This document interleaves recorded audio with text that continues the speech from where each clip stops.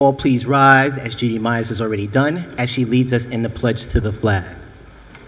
I pledge allegiance to the flag of the United States of America and to the republic for which it stands, one nation, under God, indivisible, with liberty and justice for all.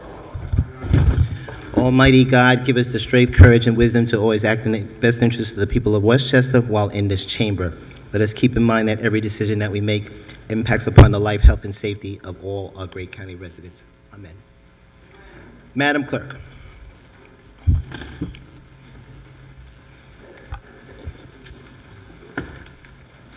Majority Leader Harcum. Here. Minority Leader Mazzano. Ms. Borgia. Here. Mr. Burrow. Mr. Gelfarb. Mr. Kaplowitz. Present. Ms. Marcotte. Ms. Myers. Here. Ms. Perez. Mr. Ryan. Ms. Shimsky. Mr. Smith. Here. Ms. Spreckman. Mr. Testa. Ms. Williams. Here. Mr. Williams. Mr. Chairman. Here.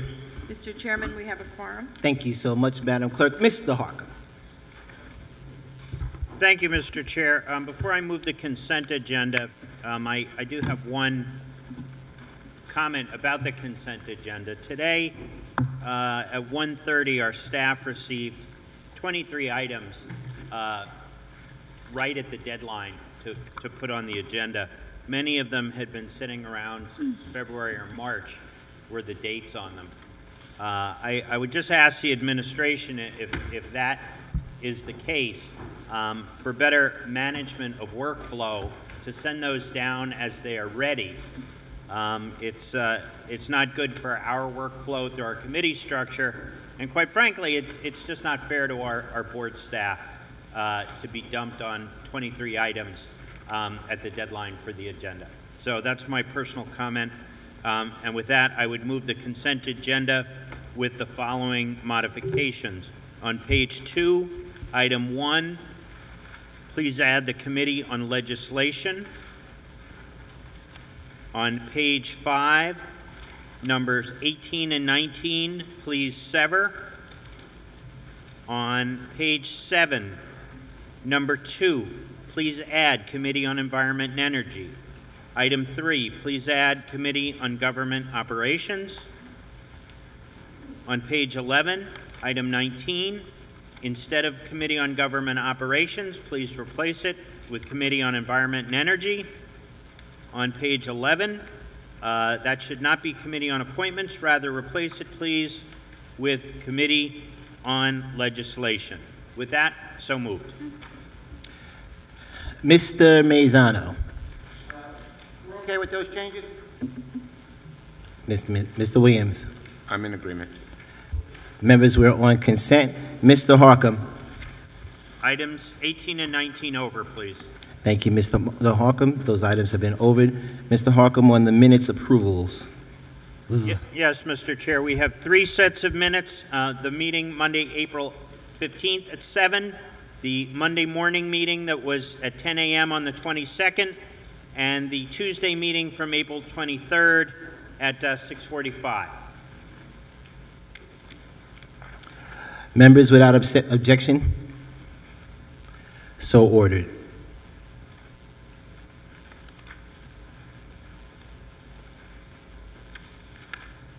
Madam Clerk, public comment. Each speaker shall be limited to 3 minutes. I will call the names of the speakers and ask that you please come down the aisle to my left and wait behind the black ropes. Regina Riley, Edmund Riley, Joe Bravo.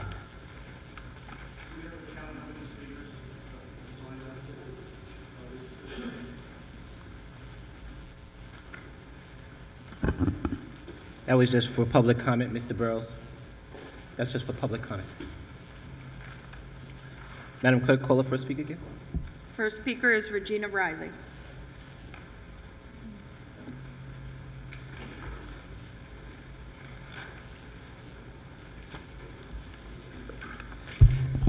My name is Regina Riley from the 9th Legislative District.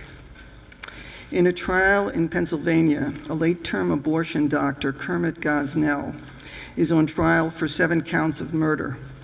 Besides the 7 infants he partially decapitated by severing their cervical spinal cord, witnesses spoke of hundreds of babies born alive after botched abortions who were murdered at his clinic in the same barbaric manner. Then there's late-term abortionist Carhart, known as Dr. Abortion for the U.S. Supreme Court rulings that bear his infamous name. He deserted a young woman in New Rochelle who went to his Maryland clinic. After deserting her and her dead baby girl, the woman bled to death. I hope that the obstetrician who convinced that poor woman and her family that a Down syndrome or special needs girl child is not deserving of life, or the girl child will suffer if allowed to live. I hope that doctor subsequently gives the advice to couples to give special needs childs to adoptive parents or the McCluskey Home for the Handicapped Children, a place of light and love in Binghamton, New York. Obstetricians are too afraid of being sued if the child is not perfect. Is this Germany in the 1930s and 1940s, or is it the United States of America? Beauty and talent and intelligence are not equally distributed. That's why the God-given rights of life, liberty, and property, though under attack by the current president, are fundamental to a truly free country. The president believes it's okay to kill a living infant after a botched abortion, and he said so. He made a speech at a Planned Parenthood event a few Fridays ago to show solidarity with Gosnell Carhart and the $400 million federal money-gobbling abortion industry mogul, Planned Parenthood of America.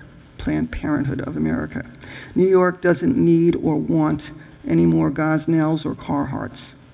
We'll have hundreds of them if Governor Cuomo and State Senator Latimers, Carlucci, Stewart Cousins, and Klein have their way.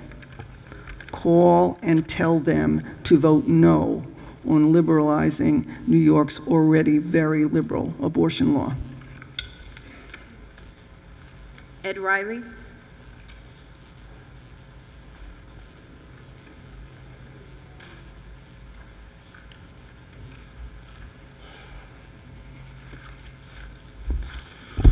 My name is Ed Riley. I'm from Croton.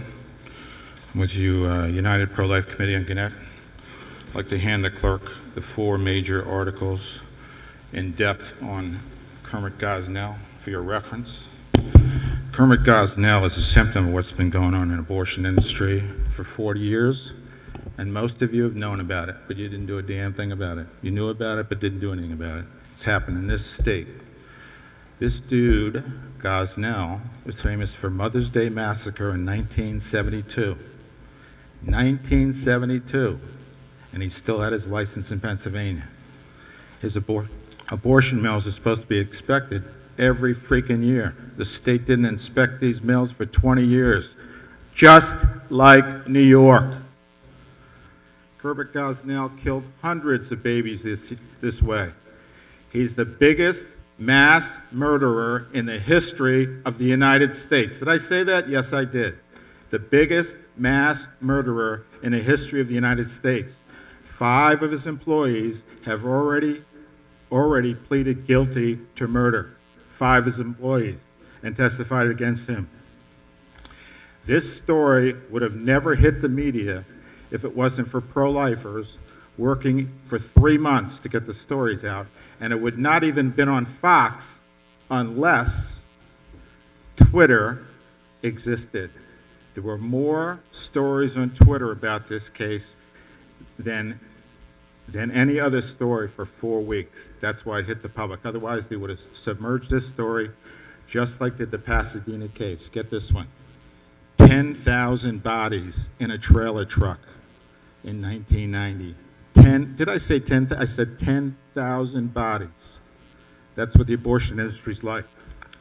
We have come to this legislature, me, since 1975, asking them to investigate Planned Parenthood, the principal abortionist in the United States. You want to know about Planned Parenthood? Read about their Wilmington clinic over the last 2 months. Why is that interesting? Guess where Planned Parenthood referred late-term abortions to? Kermit Gosnell. Why? Because Kermit Gosnell not only operated an abortion mill at 4801 Lancaster in Pennsylvania, in Philadelphia, he operated one, or worked in one, in Wilmington, Delaware. Look up Planned Parenthood, what they've done in the last month in Wilmington, Delaware. How many women have gone to the hospital? How many ambulances have shown up? And the whistleblowers in that abortion mill. These are the people in Westchester that are like Gosnell. Dr. Klein of Yonkers, Mark Binder of Mount Vernon and New Rochelle, also of Nanuet and Albany County, operated in Westchester County. Here's the big one. This is Mr. Refrigerator Man. Just like Gosnell, he kept the bodies in freezers. Every time they raid his clinic, they find bodies in his clinic. Stephen Chase Brigham. You ever hear that name before? Brigham Hospital in Boston, the son. Stephen Chase Brigham. Dr. Zorro. Why Zorro? He carved a Z in the belly of a woman he delivered. By the way, it was his best friend's wife. Dr. Stephen Calley, Dr. Rubin, and this is I'm about to finish. Thank you. In 40 years, in the history in the state of New York, as these butchers kill late-term in this state, with you doing nothing about it, all of you, including the audience, Abu Hayat is the only man convicted of an illegal abortion. Why? The baby that he cut the arm off lived and was on the front page of the New York Post. You know what? What goes around comes around. We're going to pay for this. Joe Bravo. Thank you. Thank you, Joe. Mr. Chairman, I may have jumped the gun here because I do want to speak about source of income. I think the issue of source of income, Joe Bravo, Westchester Independent Living Center, certainly our organization deals with people with disabilities. That's what we've done for the last 32 years. We think the source of income bill, which I think over 3 years ago I came to talk to you, Mr. Chair, about the source of income, and at that point it was vetoed. Obviously, the veto has been a bipartisan situation since Governor Patterson also vetoed it on the state level, so that I think at this point, you know, for reasons that we know are occurring, we support the source of income legislation. We think it's going to help people with disabilities in this county be able to get an apartment. We also believe that landlords will benefit from source of income because they will have a funding source for rent in their apartment. So I don't see it as just something that benefits one side and not the other. I've always felt that way, and I certainly urge both Democrats and Republicans to support this legislation, because I think at this point it's sending the message that we do support people in Westchester who are potentially on more of a fixed income, are getting benefits, and really we want to encourage people with disabilities and others to stay and live in this county as part of their community. So thank you very much.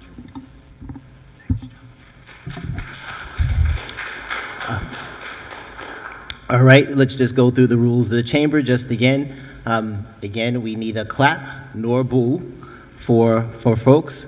In the chamber, we do not do either. We respect all the opinions of the people that brought to us. All right, well, we're going to start the public hearing a bit early, only because we have a set of speakers that looks in the 15 to 20 category so far. So, Mr. Harcum. Thank you, Mr. Chair. I would move to suspend the regular order of business, as you said, a few minutes, a little bit early, for the purpose of conducting one public hearing. Thank you, Mr. Harcum. Madam Clerk.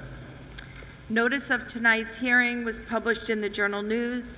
I have proof of publication, which is available for inspection in my office. Submitted by the Committee of the Whole, it's a public hearing on a local law amending the laws of Westchester County in relation to prohibiting housing discrimination based on source of income. I'll call the first group of speakers and ask that you please come down the aisle to my left and wait behind the black ropes. Each speaker shall be limited to 3 minutes. Point of information, Mr. Chair. Yes, Mr. Marzano. I just want to check, sorry to be a pain here, but I thought it was an ironclad rule that we couldn't start till 7:30. I just want to make sure we're following all our procedures properly. Mr. Marzano, I'm happy to wait the 6 minutes and start the rest of the agenda and then come back at 7:30. We thought it might be nice for the legislators to get through, I guess, the set of speakers, but I am happy to wait till 7:30. Mr. Chair, the only reason I brought it up was we had a problem when I was on the Yonkers City Council. We just thought it was in the interest of everybody to do it early, but if it's noticed for 7:30 and you started earlier, technically it's a problem. So I would agree, let's go with the couple of first on the agenda. It's only another 3 or 4 minutes anyway, and then we could do everything technically right. Like you, Mr. Chair, I like to follow the rules. And you know we always do. Thank you, Mr. Marzano. Mr. Harcum, we're going to come out of the public hearing for right now and then go to... I would withdraw my motion until 7:30, Mr. Chair. Thank you, Mr. Harcum. Madam Clerk, regular order of business. Understanding committees, item 4953 from the Committee on Appointments is the appointment of Alan Goldman as a member of the Westchester County Taxi and Limousine Commission for a term to expire December 31st, 2018. Ms. Shimsky. Thank you very much, Mr. Chairman.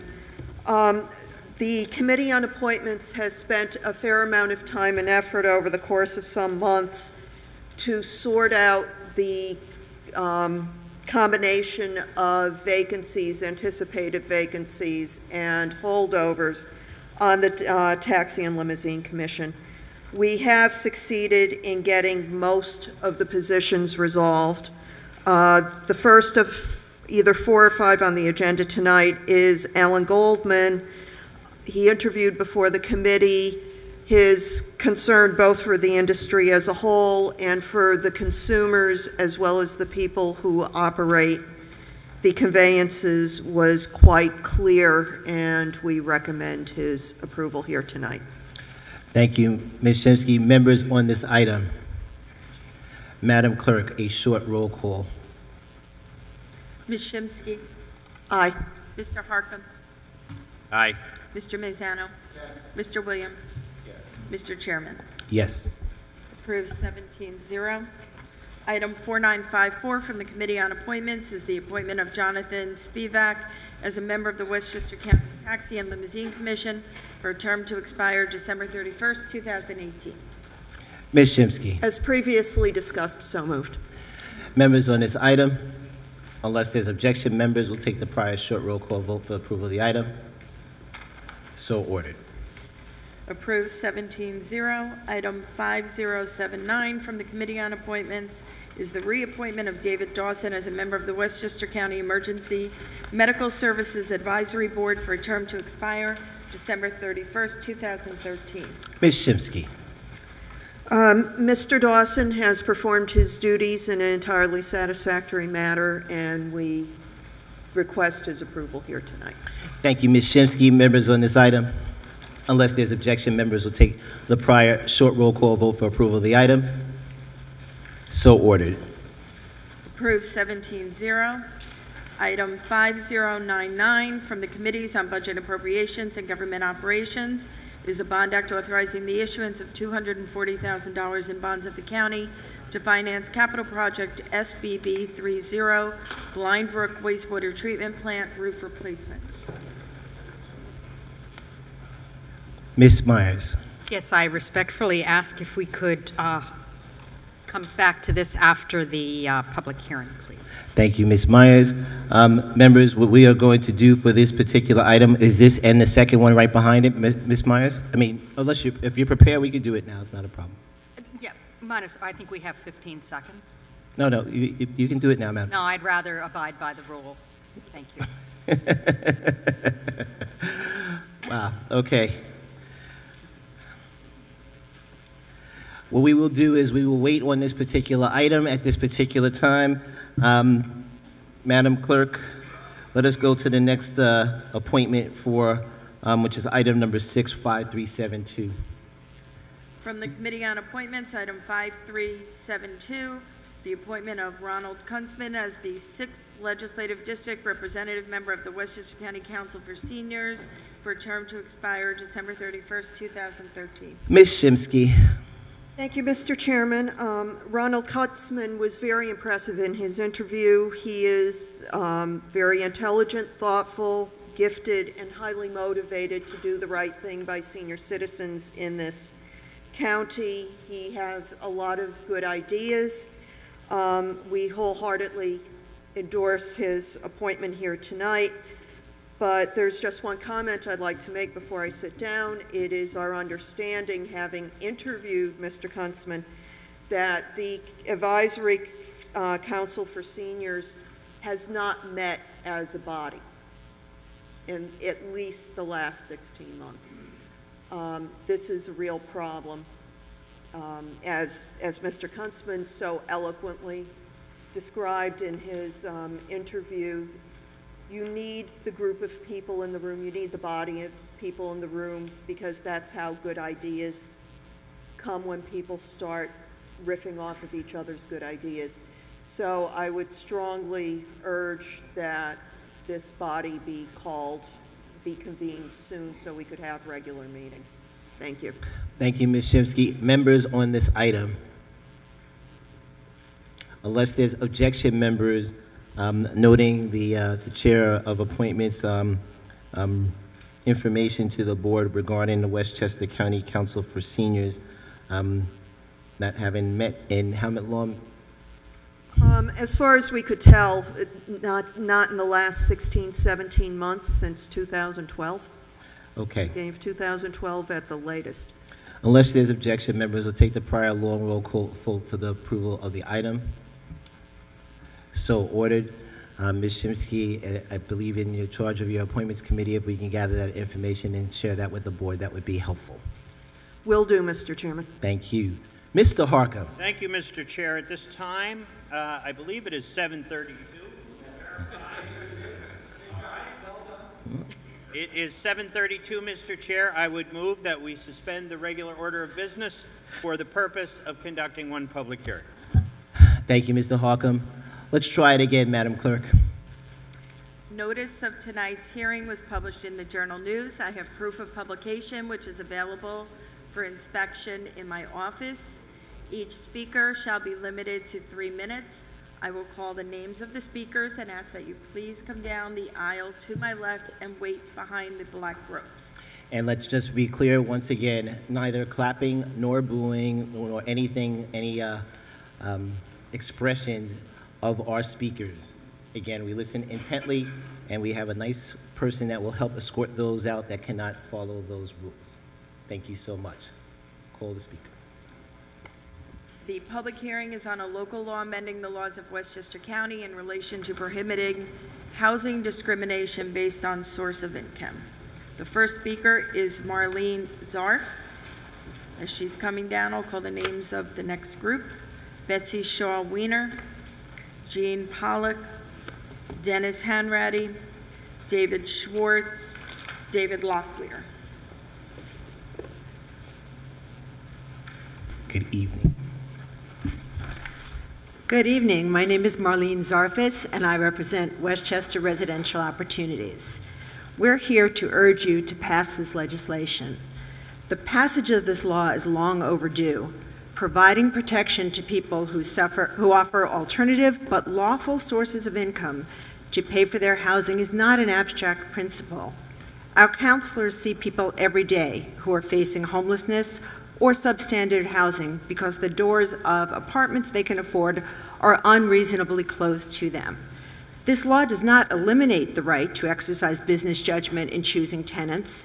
It doesn't tie a property owner's hands any more than any other fair housing obligation mandated by law. This law merely prevents property owners from turning away an entire class of home seekers solely because their lawful and adequate income is not derived from a paycheck. This law means that those among us who are good, responsible people who happen to receive Social Security, disability assistance, or Section 8 to supplement our income because we're elderly, disabled, or veterans who have served our country, or who are otherwise in need of assistance to level the playing field in a very limited housing market, will be afforded the same chance to live in decent housing. Make no mistake, any one of us, our family members, our friends, through illness, job loss, or other stroke of misfortune, could find ourselves experiencing housing hardship. We urge all of you to vote with your heart and with your head and pass this legislation. Thank you. Betsy Shaw Weiner.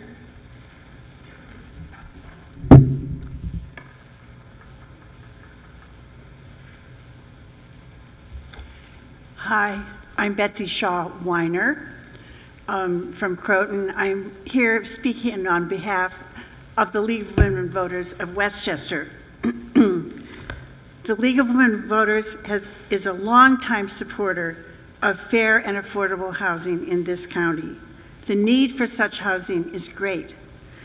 We therefore have watched closely the many ways the county administration has responded to the Housing Stipulation and Agreement of 2009, which calls for the creation of just 750 units among 31 municipalities that were deemed to have failed in the past to permit housing that was both fair and affordable.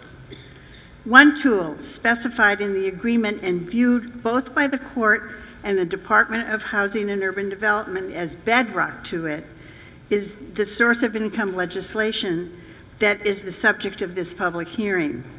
Enactment of this legislation would mean that landlords of rental housing could not deny applicants solely because their income includes government vouchers, disability payments, veterans benefits, alimony, child support, and/or other forms of non-employment support. In 2009, the Board of Legislators did the right thing in passing this legislation. We urge the board to do the right thing again. County Executive Robert Astorino then will be able to do the right thing and sign the agreement into law. It's past time to put this issue behind us so the county can move forward on the job that remains. Thank you. Jean Pollack.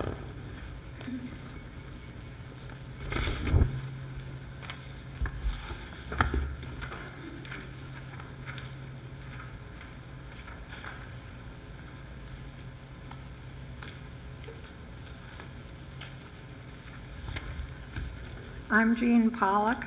I'm speaking as a private citizen who has long been interested in affordable housing.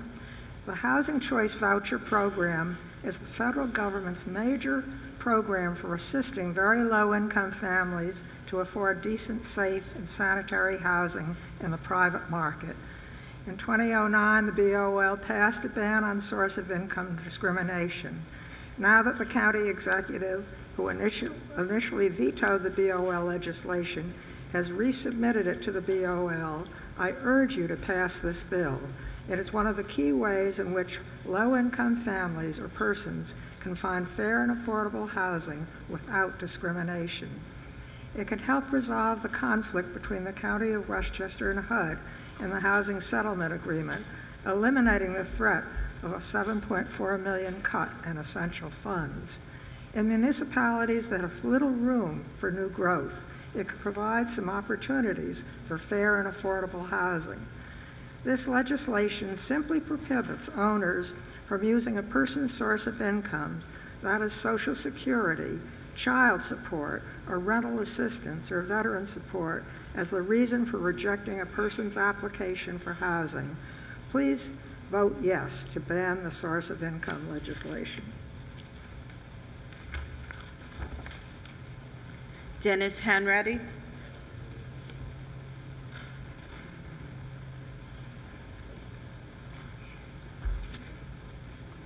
Mr. Chairman, members of the legislature, my name is Dennis Hanratty. I'm the Executive Director of Mount Vernon United Tenants, and I'm speaking here to fully support this law. Just a little history. It was my organization, Mount Vernon United Tenants, that basically initiated this whole campaign approximately 10 years ago at a Martin Luther King Jr. Institute for Nonviolence annual meeting. Myself and Gordon Albert, then worked for Human Development Services of Westchester, did a workshop there, and we focused on this issue, and that was the genesis of this campaign. People probably saw this Sunday's editorial, and I just want to read right from the end of the editorial in the Journal News, talking about Mr. Astorino. But even with such latitude, when he talked about some of the weakening amendments, Astorino balked. He called the board-backed measure, quote, hopelessly flawed, quote, bad law, and worried that it, quote, hurt landlords by saddling them with legal uncertainty and unnecessary regulations. He should have worried more about the thousands of residents restricted in their housing choices and all of the opportunities that come with such limitations. People in this chamber have also referred to bad law, this being bad law. I'd like to remind everyone in this chamber that virtually every state that surrounds us has a state law that bars discrimination based upon source of income. This is not bad law. This is good law. This is law that we should be engaging in and should be passing as soon as possible. We shouldn't have any further delays. I know people are talking about pushing this back. It's got to be reviewed.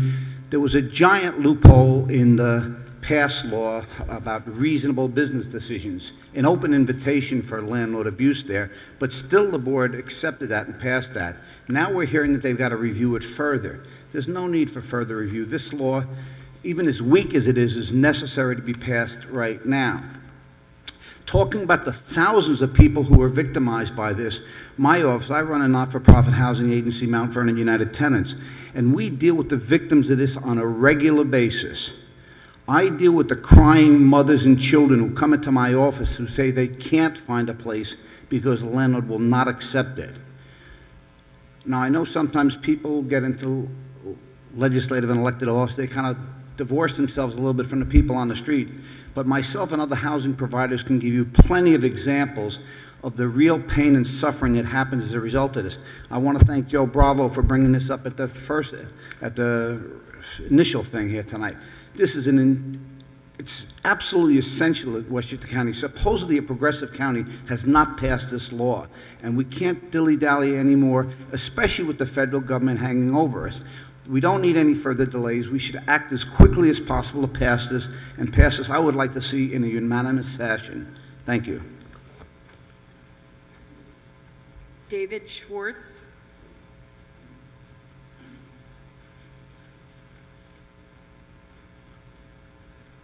Good evening. My name is David Schwartz, and I'm here to represent the Westchester Putnam Working Families Party, which also strongly supports the passage of this legislation, which is before you, and which the county executive has agreed to sign if you will pass it.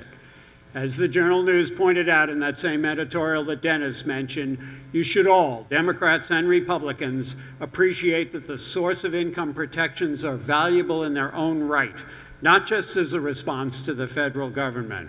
They're valuable to the poor, particularly to veterans who have given so much to all of us, and also to women and children.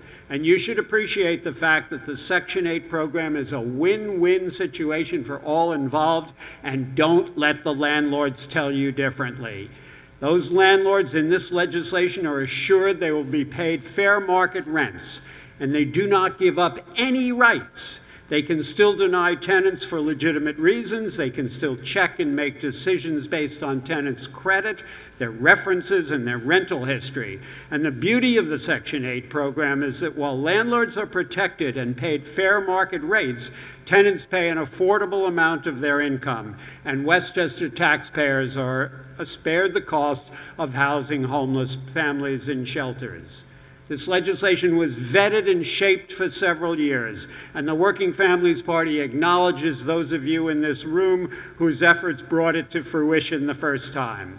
Many of you in this chamber listened to the housing advocates, the human rights advocates, to landlords who had concerns, and to others, and the legislation you passed, and which is before you again tonight, represents a good compromise between many public interests.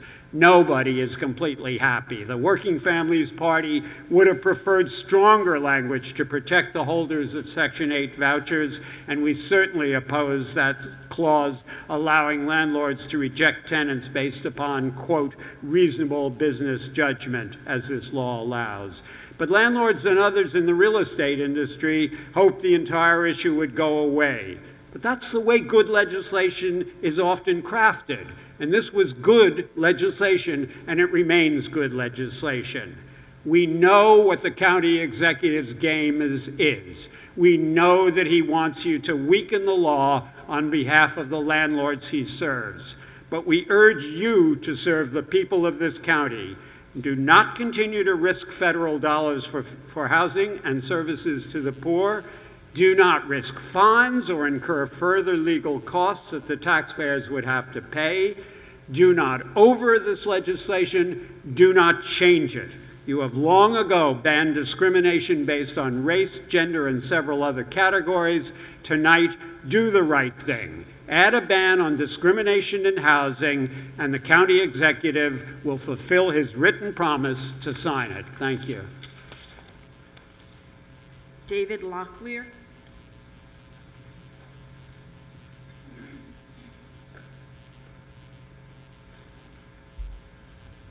Good evening. Thank you for allowing me to speak before you.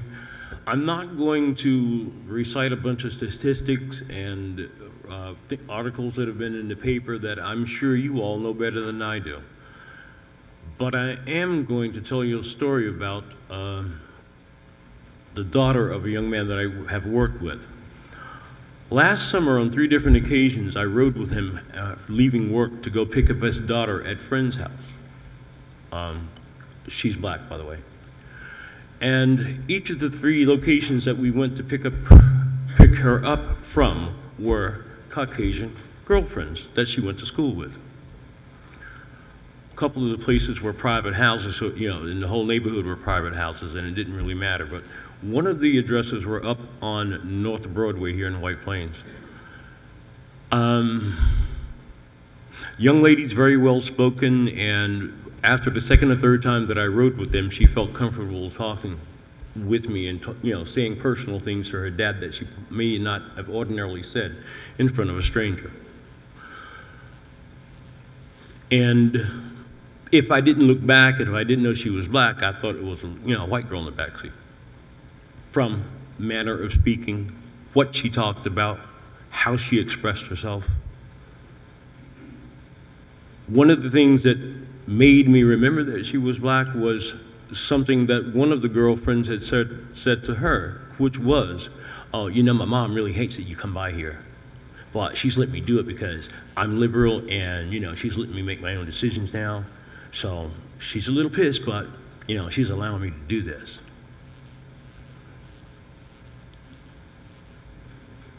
Where that young lady lives when she graduates college, or she may not graduate college, I don't know. Or maybe she will and her sister won't. And her sister might be the one who ends up on a program like Section 8. Or SPOA. Oh, I didn't mention. I've just been approved for SPOA, subsidized housing. And my choices are limited.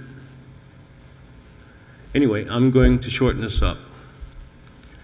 You all here in front of me will make the decision as to where that young lady and lots of others like her may or may not live, should she or her sisters or girlfriends get subsidized housing.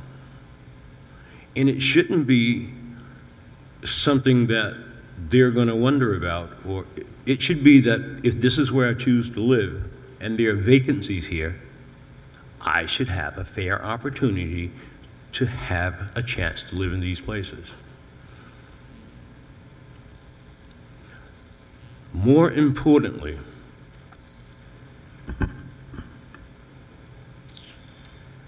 we need you to wrap. More importantly, I'll wrap it up within 30 seconds. More importantly, you know, this shouldn't be a complicated thing. And the only people of color who are going to want to live in some of the neighborhoods that we're talking about are going to be better educated. They're not going to be the average ghetto, rap person or a person who thinks about nothing but rap. People from the ghetto don't think a lot about getting out of the ghetto.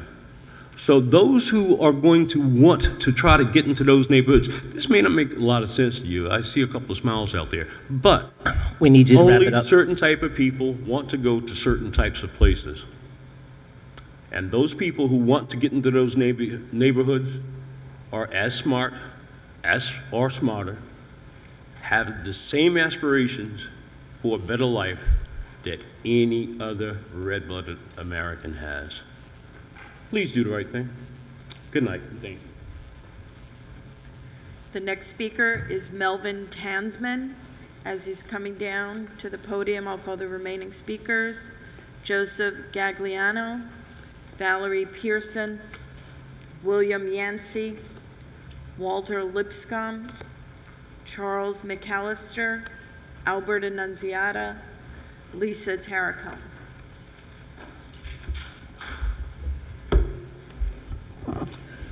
Good morning. Good morning. Good evening, Chairman Jenkins and members of the Board of Legislators. My name is Melvin Tansman. I'm the Executive Director at Westchester Disabled on the Move, an independent living center for people with disabilities based in Yonkers. And I, like the speakers before me, am here tonight to strongly support that you unanimously pass this legislation. For people with disabilities and for senior citizens, the housing crisis in Westchester County is a matter of life and death. If people cannot find a place to live, and they cannot live in homeless shelters, they end up in nursing homes. If they end up in nursing homes for more than 6 months to a year, they lose all but $50 of their income a month, shutting the door to that nursing home and making it next to impossible for them to return to their communities where they choose to live. It is extremely important for people with disabilities and senior citizens that they have a right to use housing subsidies and any other source of income in any housing that they choose, as long as they can meet the responsibilities of tenancy.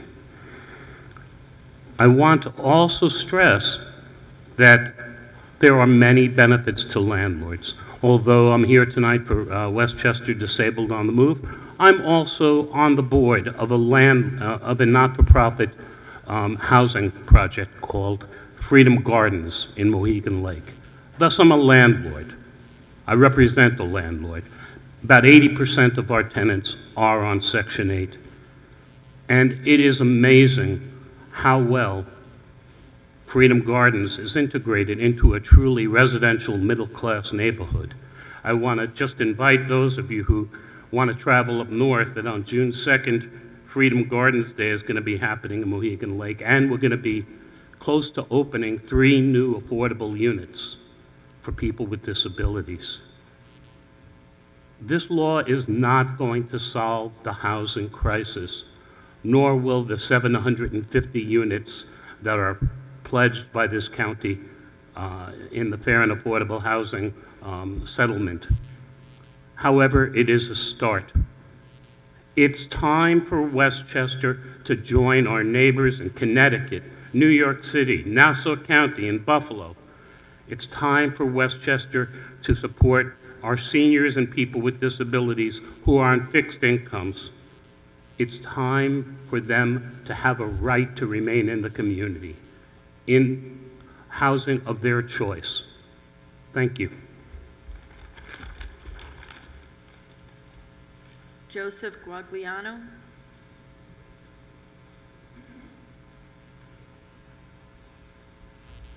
Thank you, Mr. Chairman, and also thank you, fellow legislators, for this opportunity to speak. My name is Joe Guagliano. I'm with Westchester Independent Living Center, and I would like to urge the full legislature to pass legislation that would prohibit source of income discrimination in housing. Individuals with disabilities and seniors who receive Social Security disability income Supplemental security income, Section 8, and other public entitlements generally are very low-income individuals, and it's difficult for them to find an apartment that they can afford. This is especially true of Westchester County, where lower-income individuals, disabled and non-disabled, and their families tend to have difficulties in finding appropriate housing because of cost factors. It is even more challenging to obtain accessible housing, and people with disabilities and their families should not be shut out of the housing market based on source of income. When landlords refuse to rent to someone with a disability solely because they receive rental subsidies and other benefits, the landlord is violating the rights of individuals with disabilities. The right to obtain housing that an individual or family can afford and that is appropriate to their needs is one of the most basic rights in a fair and just society. That is why legislation prohibiting source of income discrimination is so necessary to protect people with disabilities in Westchester County. The U.S. Court of Appeals ruling requiring Westchester to enact legislation banning source of income discrimination in housing recognizes the basic dignity of persons with disabilities and other low-income individuals in their efforts to obtain housing. Source of income discrimination also affects individuals with disabilities who want to purchase a co-op because co-op boards might not approve a person with a disability who receives SSD, SSI, or other public benefits. Individuals with disabilities would have far greater housing opportunities if it weren't for source of income discrimination. With all the difficulties people with disabilities have in finding accessible and affordable housing, they shouldn't be subject to discrimination in their housing search because they happen to be receiving SSD, SSI, Section 8, or other public benefits, and also any lawful income.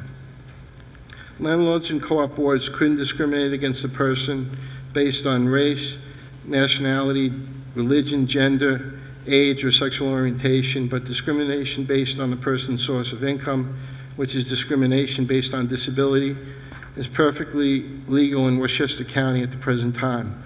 Thus, the U.S. Court of Appeals ruling that Westchester had failed to comply with terms of the settlement of the federal lawsuit against the county regarding source of income legislation. People with disabilities should be able to live wherever they can afford to live.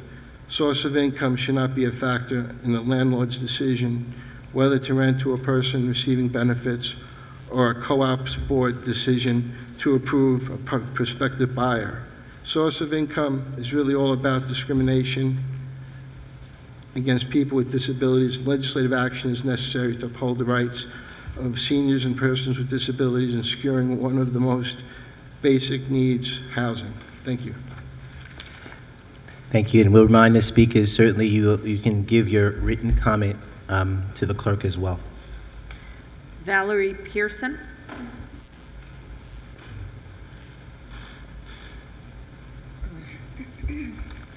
Hello, everyone. My name is Valerie Pearson, and I'm a member of Community Voices Heard. As I am out in my community, I hear so many stories about how hard it is to find an apartment that takes Section 8. And I mean, some real hard stories. When people are telling their stories, they are almost to tears because they are wondering where they will live and who will help them with their situation. The Board of Legislators must act now and pass the source of income bill. I and other community members don't have a choice in where we live because we are discriminated based on our income. When a landlord does not take Section 8 or any other subsidy, that person is telling you that you don't deserve a place to live, and that's not right. It's just not right. Passing the source of income bill would eliminate barriers to housing and provide shelters for residents of this county. I urge all of you, especially my legislator, Virginia Perez, to vote for this current bill. I want to be able to go back to my community and say that elected officials at the county care about the little people. Please, don't make me out of a liar. William Yancey.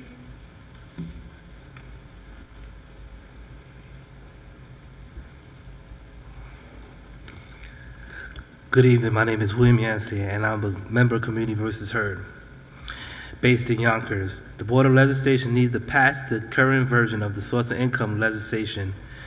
Passing the legislation will allow any person that receives Section 8 SSI or any other type of income to cover their rent. There would be no longer barriers to a person on a fixed income finding affordable housing.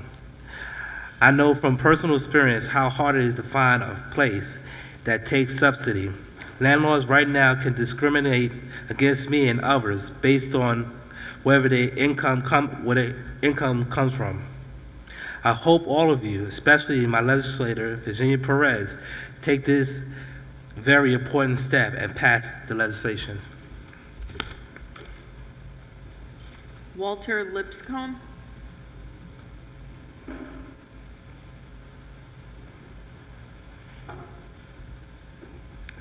Good evening, everybody. My name is Walter Lipscomb. I'm also a member of Community Voices Heard. Let me tell you a little bit about myself. Since I was 7 years old, I made me a shoe shine box, okay? A shoe shine box, okay? And I went to work, and I've been working ever since, okay? Whether it's driving truck, taxi, I've done construction for the past 30 years, okay? I served my country. I have an honorable discharge out of the Air Force. And for a black man in the Air Force in the time I went, that's good. Not too many of us made it, okay? So I've worked all my life, but in the past few years, okay, my knees from working gave out, okay? My mind is willing, my heart is willing, my knees said ain't nothing happening. So I do get Section 8, okay? And even when I was approved for Section 8, I did more leg work on my knees, okay, more walking to get refused here, there, until I finally found a place that said yes. And it wasn't the best of places, okay? And what landlords are scared of is what? That Section 8 will have their own inspector come in and make sure that your house is up to par.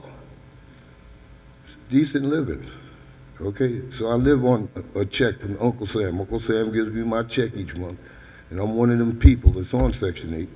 Okay, so I spend my time fighting for my community. Okay, that's my spare time. Okay, but I worked all my life.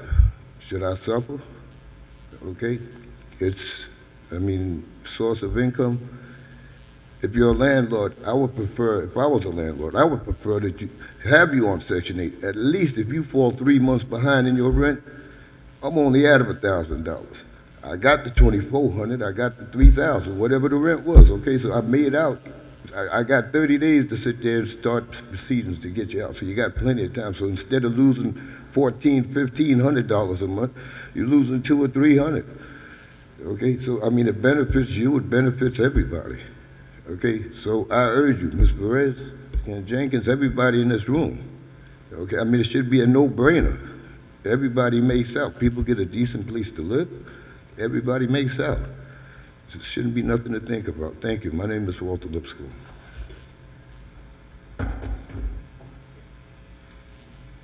Charles McAllister.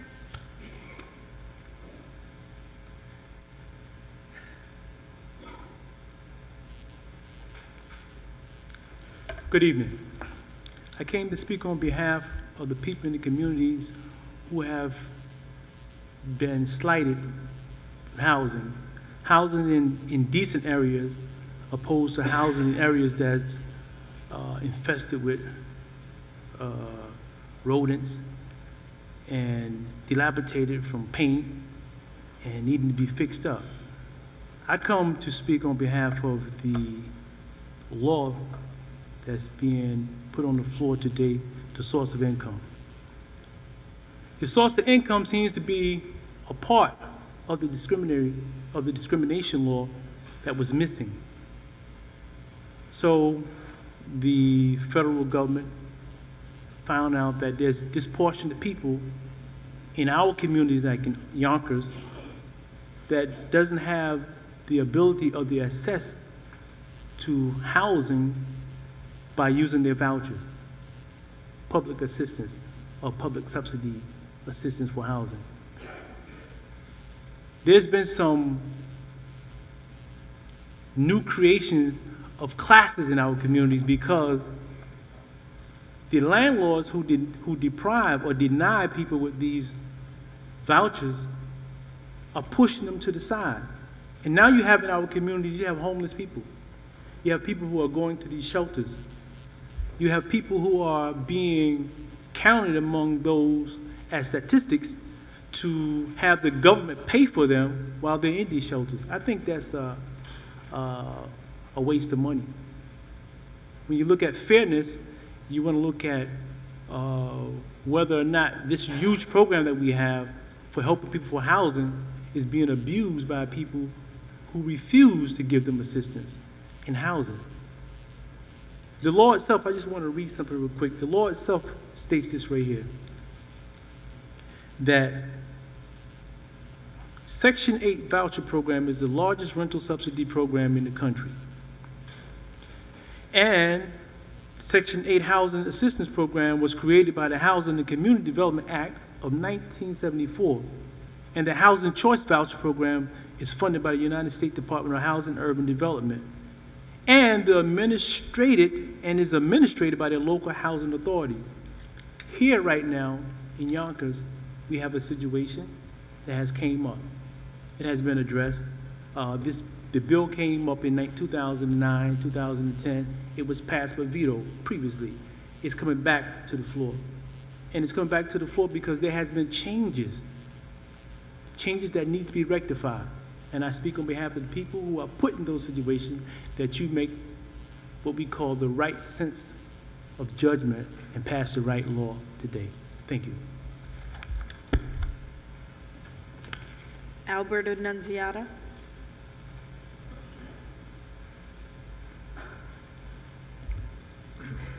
Good evening, Mr. Chairman and honorable legislators. My name is Albert Annunziata. I represent the Building and Realty Institute and over 300 apartment building owners throughout Westchester County. Our membership is primarily those landlords, big, little, and small, mostly medium and small, who are under the Emergency Tenant Protection Act in much of the county's urban areas, Yonkers, Mount Vernon, New Rochelle, White Plains, and the like.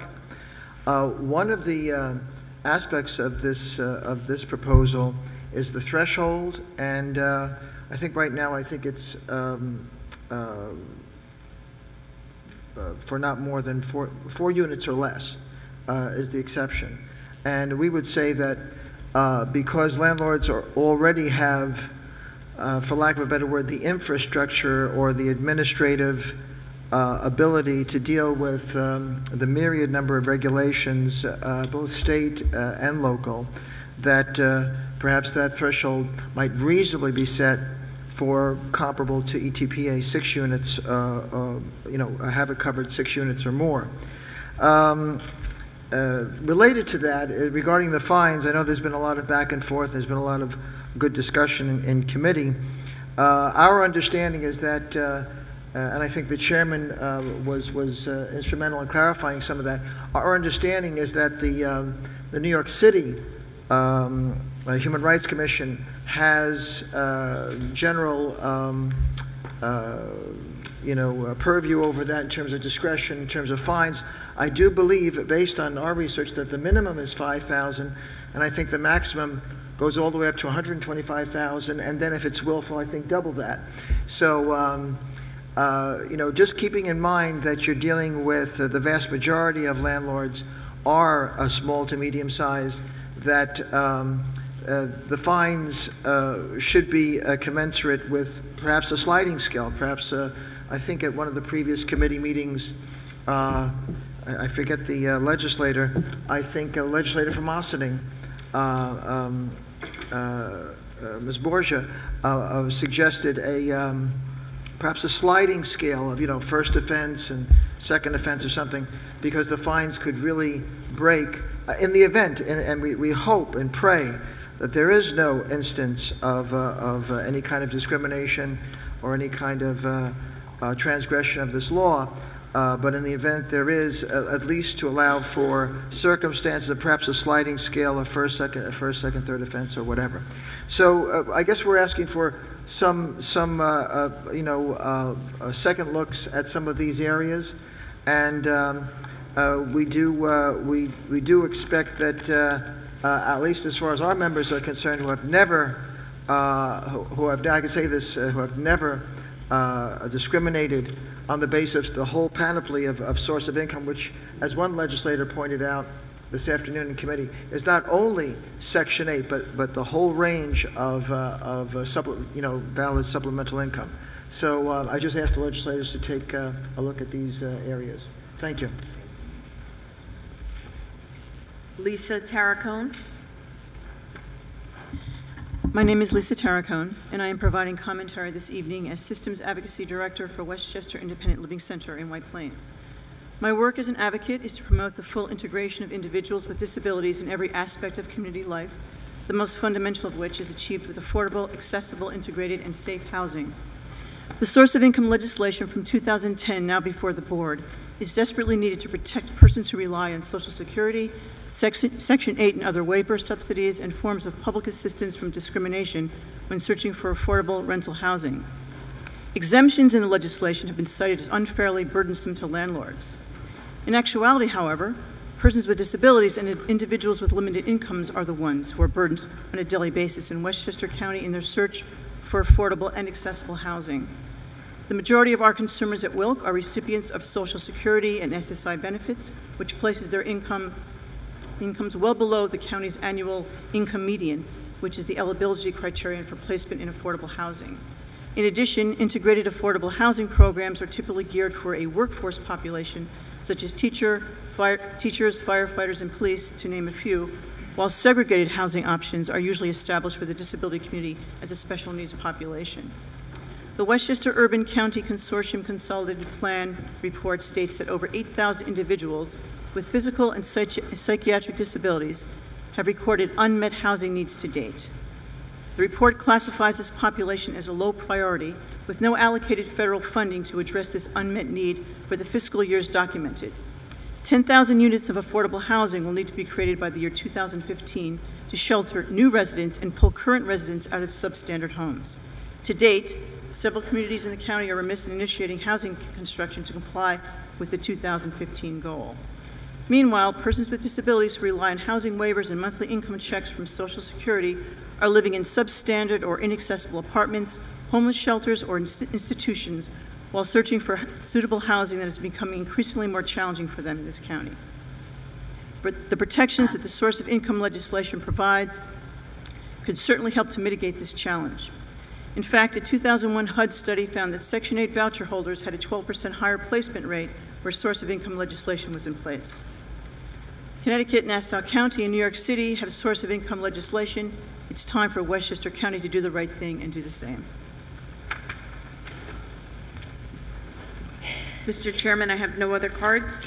Thank you, Madam Clerk. Mr. Harkin. Thank you, Mr. Chair. At this time, I would move to close the public hearing and return to our regular order of business. We are on the regular order of business. Madam Clerk, if we go back to item number 5, item number 4, ID number 5099. From the Committees on Budget and Appropriations and Government Operations, a bond act authorizing the issuance of $240,000 in bonds of the county to finance capital project SBB 30 Blind Brook Wastewater Treatment Plant roof replacements. Ms. Myers. Yes, this is a bond act from the Department of Environmental Facilities and DPWT for the replacement of a roof at the Blind Brook Wastewater Treatment Plant. The roof has been found to be, has aged out of its useful life. It was built in 1980. It's currently leaking and presents some real operational difficulties. This dollar figure of $80,000 is to fund the cost of design and construction management. The design is to be done through consultants. It will take about 6 months, and we were told through the committee system that our DPW workforce does not have the people to do this in-house, which is why it's being designed by consultants. I would now pass this over to Government Operations. Thank you, Ms. Myers. Ms. Borgia. Thank you, Mr. Chairman. As Legislator Myers said, we believe that this is necessary for the continued operations, also to protect the electrical equipment that is housed in this facility. The design also does have high R-value insulation and high solar reflexivity, which is the standards for LEED certification, although this is not going for LEED certification because of the procedural difficulties of that process. So it will also increase our environmental abilities in that facility.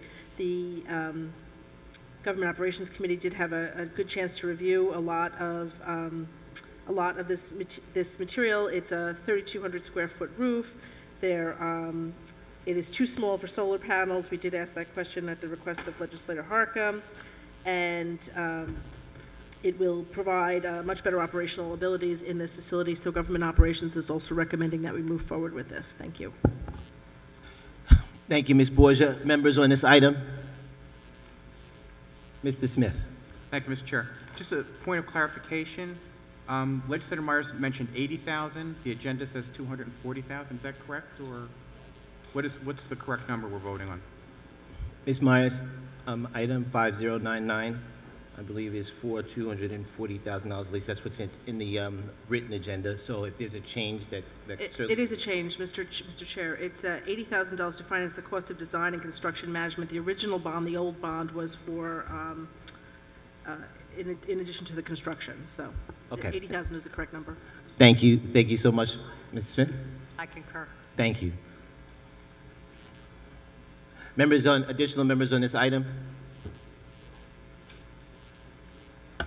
All right. Madam Clerk, a long roll call vote, please. Mr. Harcum. Mr. Mazzano. Yes. Ms. Borgia. Yes. Mr. Burrows. Yes. Mr. Gelfarb. Aye. Mr. Kaplowitz. Aye. Ms. Marcotte. Ms. Myers. Yes. Ms. Perez. Yes. Mr. Ryan. Yes. Ms. Shimsky. Aye. Mr. Smith. Yes. Ms. Spreckman. Yes. Mr. Testa. Yes. Ms. Williams. Yes. Mr. Williams. Yes. Mr. Chairman. Yes. Approved 16-0. Item 5101 from the Committees on Budget Appropriations and Government Operations, a bond act authorizing the issuance of bonds in the amount of $700,000 in bonds of the county to finance capital project SBB 85 sewer system rehabilitation, Blindbrook Sanitary Sewer District. Ms. Myers. Yes, this is in the same Blindbrook Sanitary Sewer District as the last item. This is for sewer system rehabilitation, largely due to the Capacity Assurance Management Operations and Maintenance Program, CMOM, as it's affectionately known.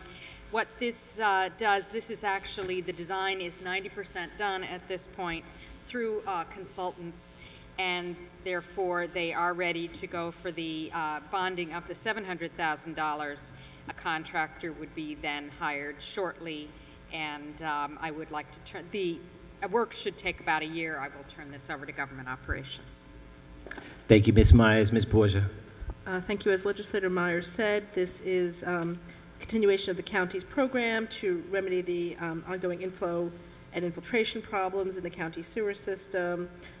This is part 3, I believe, of a 3-part process. It does help us to comply with our EPA limits as set.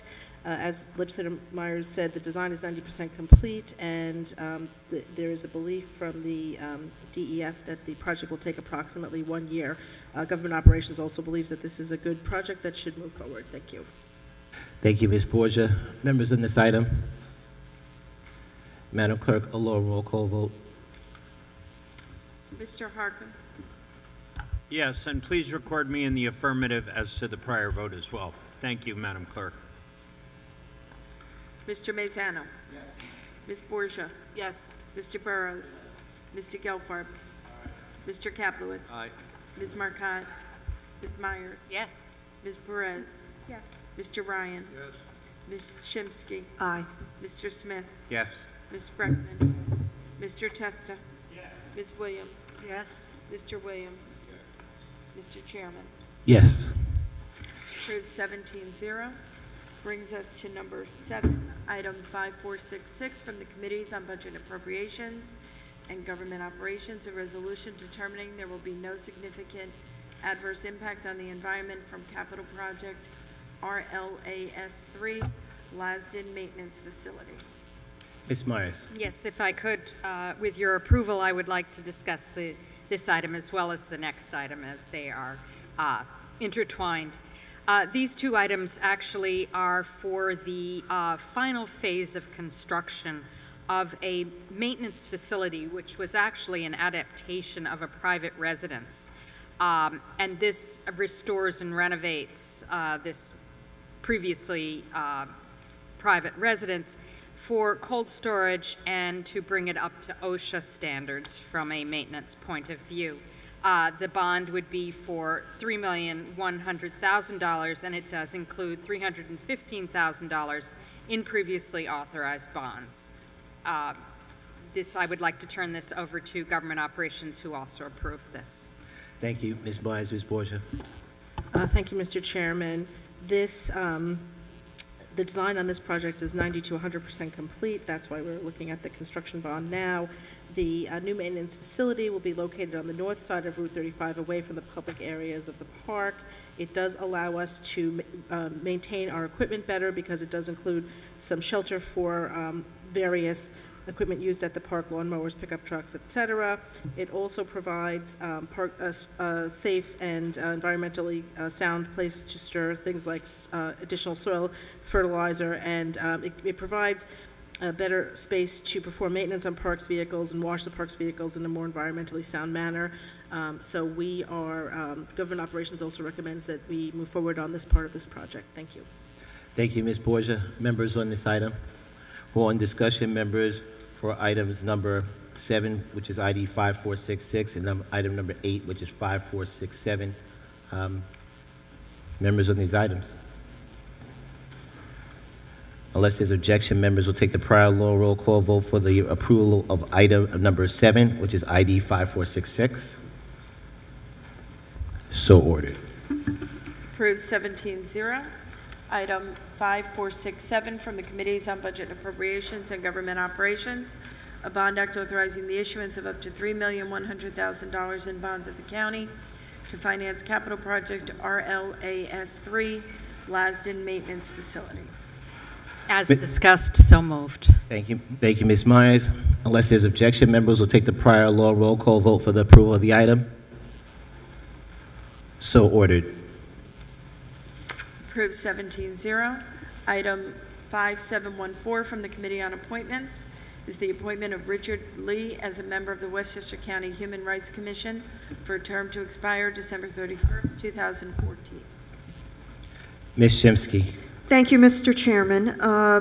The committee interviewed Mr. Lee, found him to be very motivated and very concerned about the presence of racism in our society and seems determined to do something about it. We enthusiastically recommend his approval here tonight. Thank you, Ms. Shimsky. Members on this item? Unless there's objection, members will take the prior law and roll call vote for the approval of the item. So ordered. Approved 17-0. Item 5886 from the Committees on Budget Appropriations and Government Operations is the bond act authorizing the issuance of $377,000 in bonds of the county to finance capital project BLR2C Labs and Research Equipment Acquisition. Ms. Myers. Thank you, Mr. Chairman.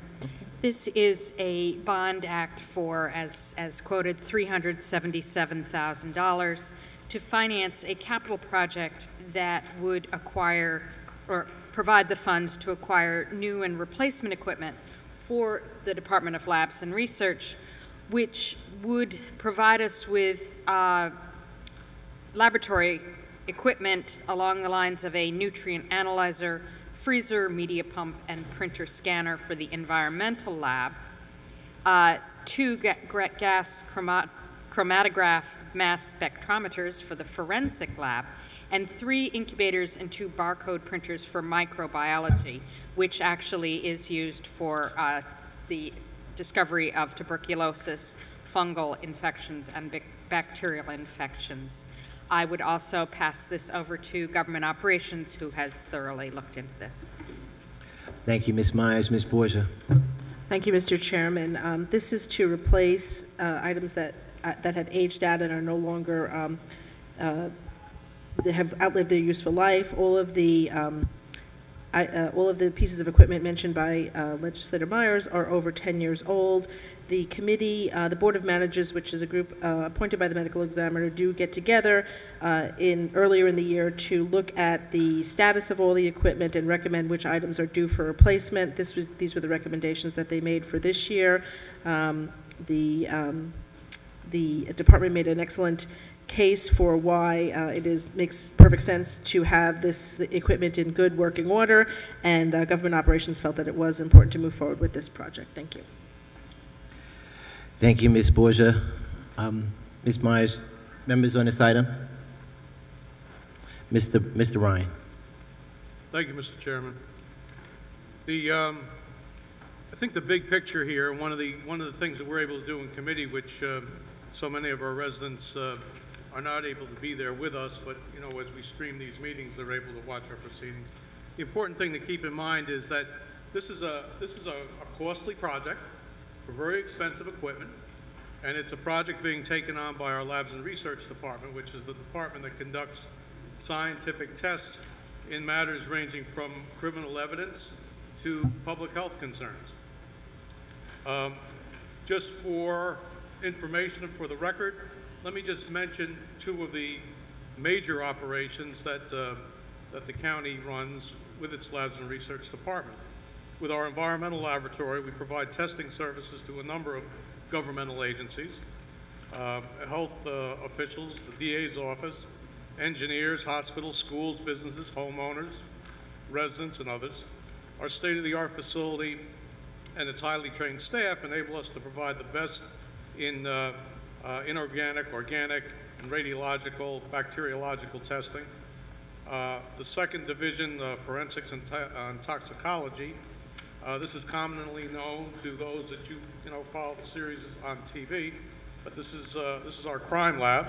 Provides quality and timely scientific analysis of physical evidence to law enforcement agencies in Westchester County, all the different localities, to our centralized agencies. The division's various units examine a wide array of evidentiary materials such as blood tissue, drugs, footwear, impressions, fibers, hairs, glass.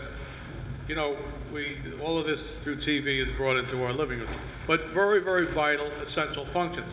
I think the point that we as a legislature want to make to the people of Westchester is that this represents a very smart centralization of services that their county government provides to them. This was put together years ago. It saved the taxpayers, obviously, millions and millions of dollars over the years. And it also does an important thing. It removes the burden of funding this by each individual locality, because they all have the need to draw upon the services that Labs and Research provides. Thank you, Mr. Chairman. Thank you, Mr. Ryan. Other members? Thank you.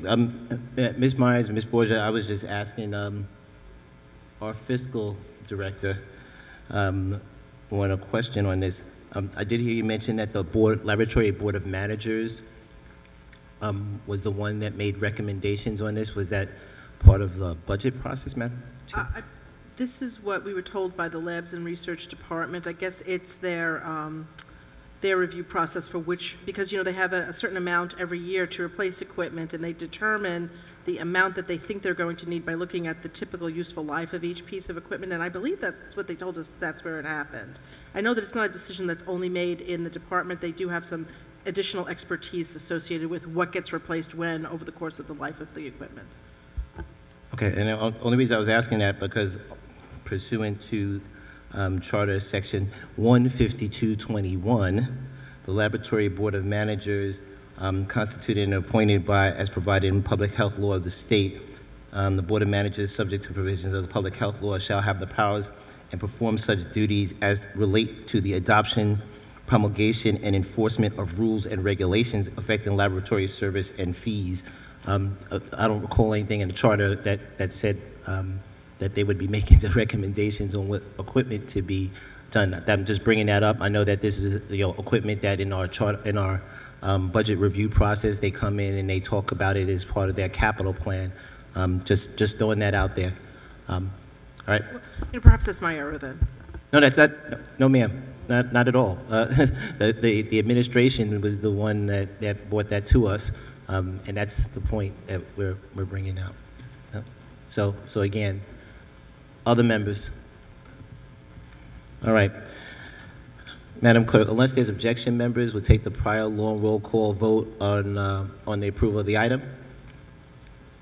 So ordered. Approved 17-0.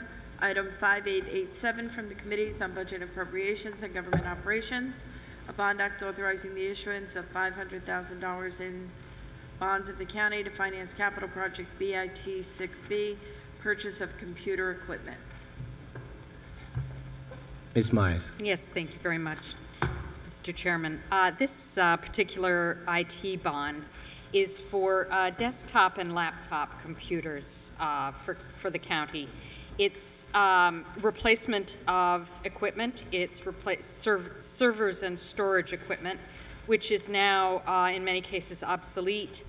And it was pointed out, this actually covers the years 2011 through 2015, and it was pointed out that there's also a significant reduction in the use of power when we go to a larger server, and that this is something that really will work in favor of the county and for our efficiencies. I would turn this over to Government Operations for additional comment.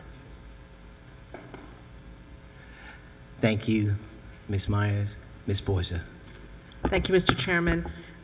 This, as Legislator Myers said, this is to move over some of our servers to actually from physical servers to virtual services, which is why virtual servers, which also improves the safety and impenetrability of our data, but it is, as Legislator Myers said, the reason that there's an energy reduction cost is that it's a 10-to-1 replacement. So whereas we formerly had 10 servers, we now only need 1 server. So it's improving technology, keeping us up to date, well, keeping us close to up to date on our technology. We all have computers in our office, so we know we're not quite up to date as you would be in a private business, but this is something that we do feel is important. It's, as Legislator Myers said, it's $500,000, which has typically been the allocation for the past several iterations of this bond, which I believe continues on for the next,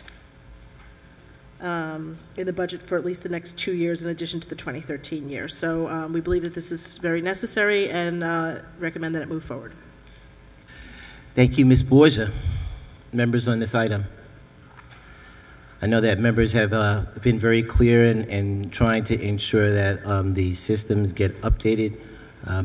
From speaking with the Chief Administrative Officer and the Clerk of the Board, the understanding from the IT department is that our systems have some issues that we can't update them as quickly as possible.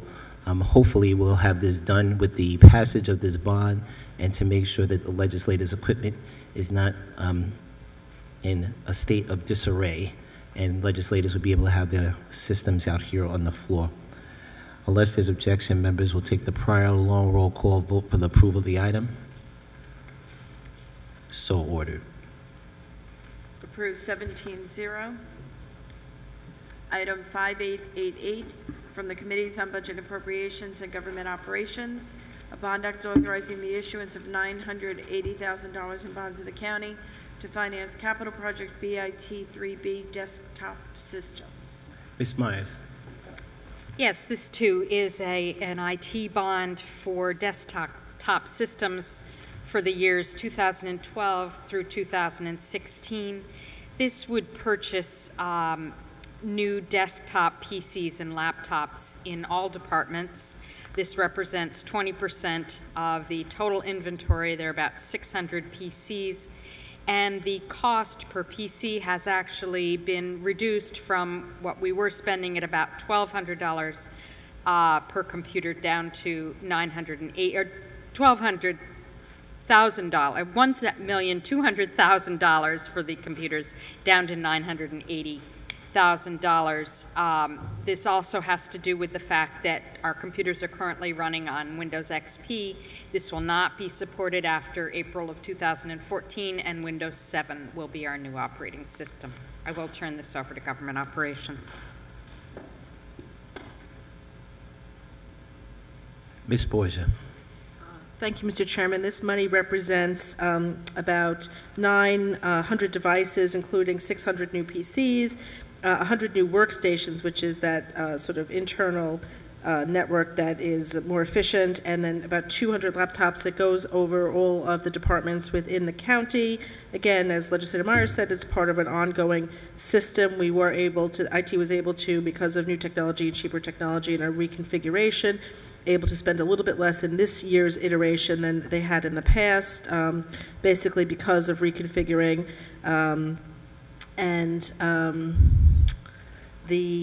so it's going to improve basically productivity around the county in various departments. So we think this is a good thing to move forward with. Thank you.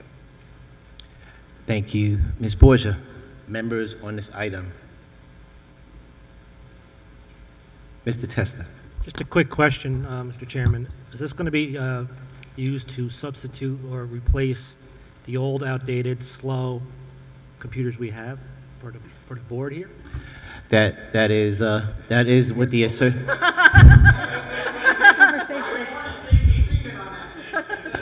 Mr. Testa, it is my understanding that that it is going to, one, update our systems, as we just were talking about previously, update the operating system from Windows XP, which I guess is several years old and will not be supported anymore. We have several internal applications that have to be tested prior to moving, and that is what some of the delay is, but at least the equipment would be updated. Since we skipped a year, we were in the past at about $980,000 a year for every year, and in 2012, the appropriation request was for $100,000. So we skipped a year, at least. Thank you so much. Unless there's objection, members, we'll take the prior long roll call vote for the approval of the item. So ordered. Approved 17-0. Item 5889 from the Committees on Budget and Appropriations and Government Operations, a bond act authorizing the issuance of up to $1 million in bonds of the county to finance capital project BIT 4B, Employee Productivity Systems. Ms. Myers. Yes, this is a continuation of the policy over the past few years in IT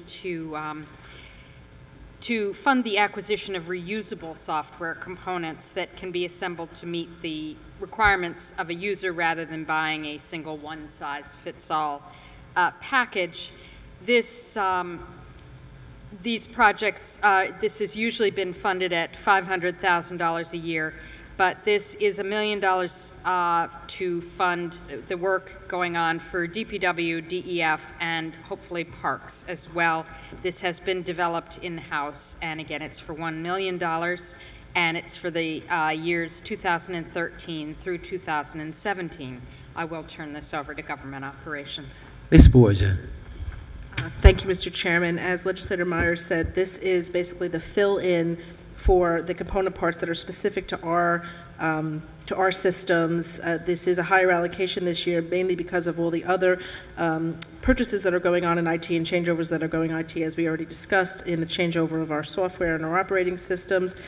So this is sort of the completer bond, if you will, for the things that they need that are specific to our systems and they design in-house and craft in-house in order to make something that is exactly fit to our needs versus something, as Legislator Myers says, that you would buy off the shelf. I think that this is a very critical component to make all of the other IT bonds that we are approving tonight actually work for us in our systems in Westchester County. So Government Operations would like to recommend that we move forward with this bond.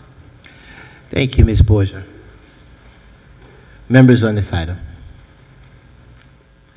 Just want to note for the record, for those last, I guess, 3 bonds for those particular items, they all appear to have come in the March meeting, which would have been March 11th meeting to deal with these particular items, and they have been dealt with expeditiously by the 2 chairs on their committees.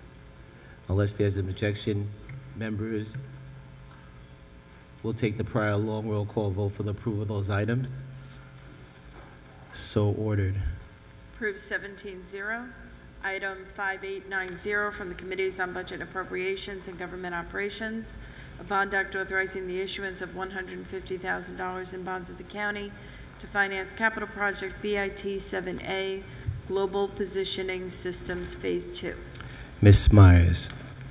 Thank you very much. This is for the building of our GPS systems. This is actually phase 2, and it will, with the expenditure of $150,000, will build an interface between any county vehicle, especially those in public safety and dispatch, and our computers. And it's also very useful for our GIS mapping and plotting that's used in corrections and probation, as well as emergency services. So what this does is updates and replaces and then works out the interfacing between the mapping and the GIS, the Global Information Systems. I will turn this over to Government Operations. Thank you so much. Ms. Borgia. Thank you, Mr. Chairman. So this is a system that enhances the safety and the management ability to, for all the vehicles in which this is placed. As Legislator Myers says, it's used extensively in several departments that in our county that require this information to be collected. It also, as Legislator Myers mentioned, it does help us to collect data that helps in our GIS mapping. So this is a small amount of money well spent to protect our workers, to enhance the safety and the management capabilities of Westchester County. So Government Operations felt we should move forward with this. Thank you. Thanks, Ms. Borgia. Members on this item? Unless there's objection, members will take the prior long roll call vote for the approval of the item.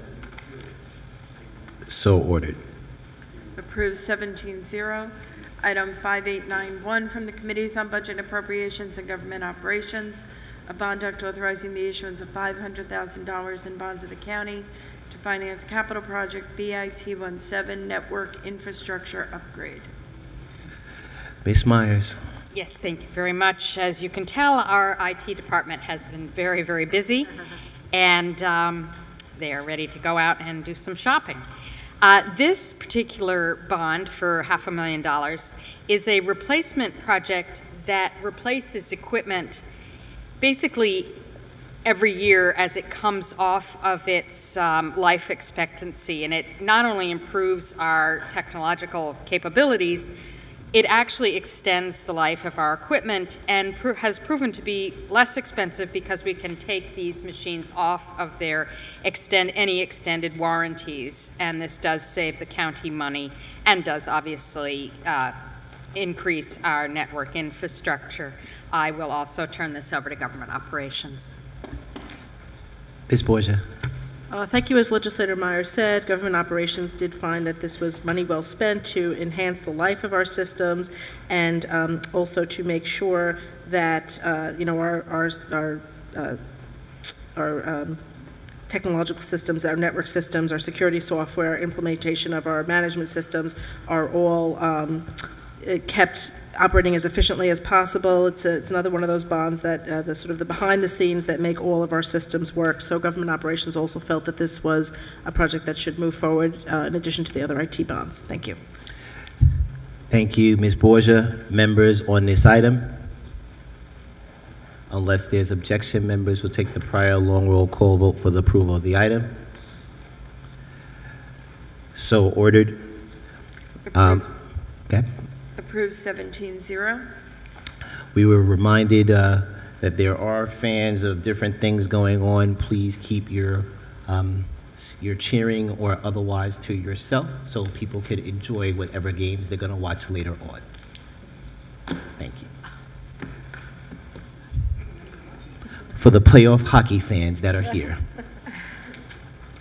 Did you want to know the... I'm watching.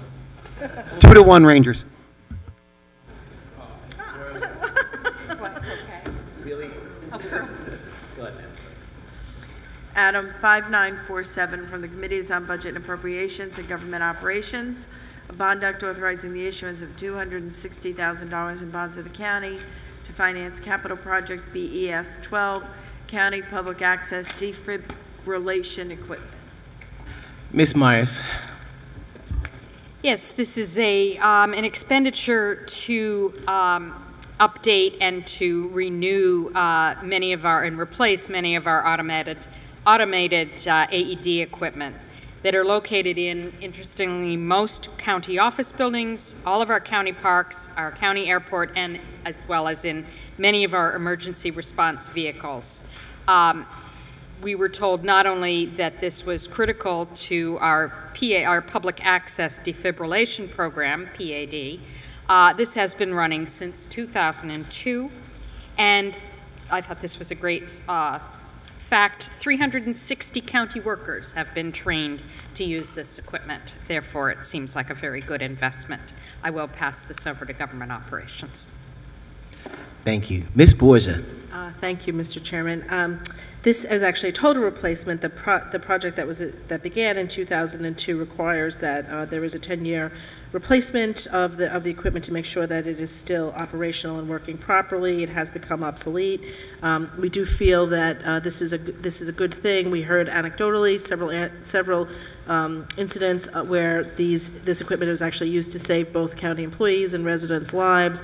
We do believe that this is a valuable service to the residents of Westchester County, and we're recommending that we move forward with the replacement of all of our automated external defibrillation units that we have in Westchester County at this present time. Thank you. Thank you, Ms. Borgia. Members on this items? Unless there's objection, members will take the prior long roll call vote for the approval of the item. So ordered.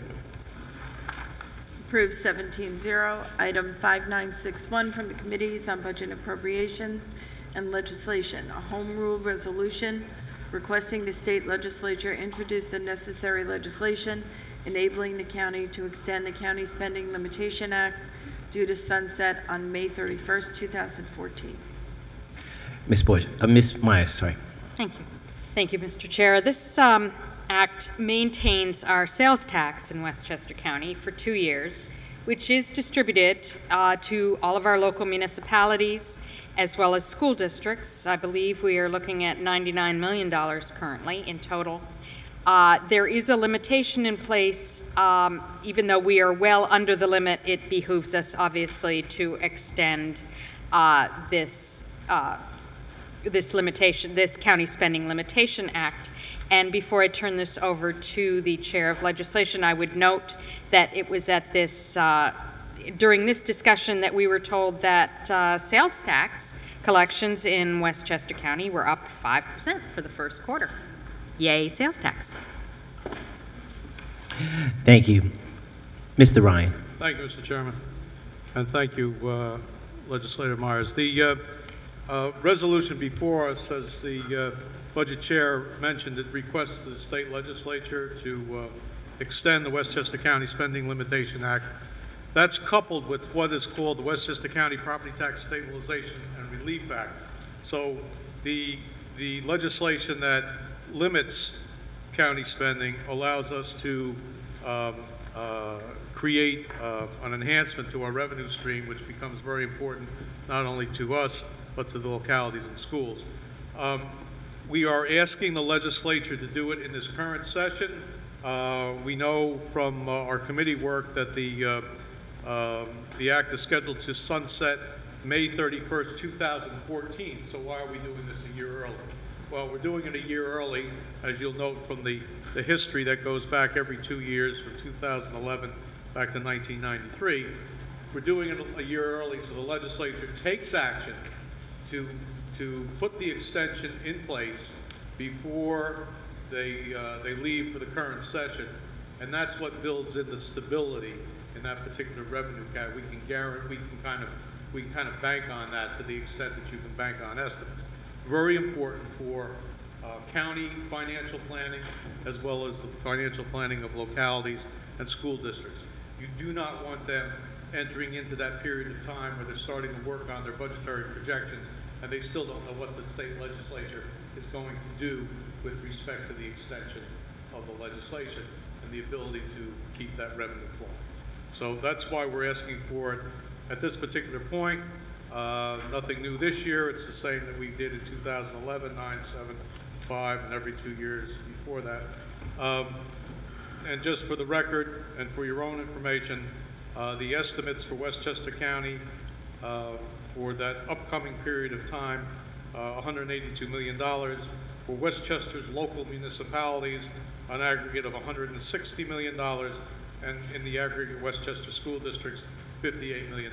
Once again, very important component of the revenue streams of 3 separate governments. Thank you, Mr. Ryan. Members on this item? Unless there's objection, members will take the prior long roll call vote for approval of the item. So ordered. Approved 17-0. Item 5991 from the Committee on Appointments is the reappointment of Ross Campbell as a member of the Westchester County Fire Advisory Board for a term to expire December 31st, 2013. Ms. Shimsky, you're back. Yes.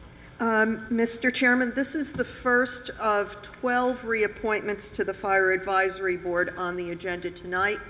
I request unanimous consent that we consolidate all 12 and vote on them at once, so that way everybody can get to their respective hockey games that much more expeditiously. Unfortunately, as it turns out, Ms. Shimsky, we could have had them on the agenda as a group, but as they're individual items, they have to be considered individually. Okay. But we can be expeditious in them. Good luck. Okay, well, each of the 12 has an attendance record of satisfactory or better. It's a professional board, a board comprised of professionals, which has been functioning very well by all reports. Therefore, the committee strongly recommends that Mr. Campbell be reappointed. Members,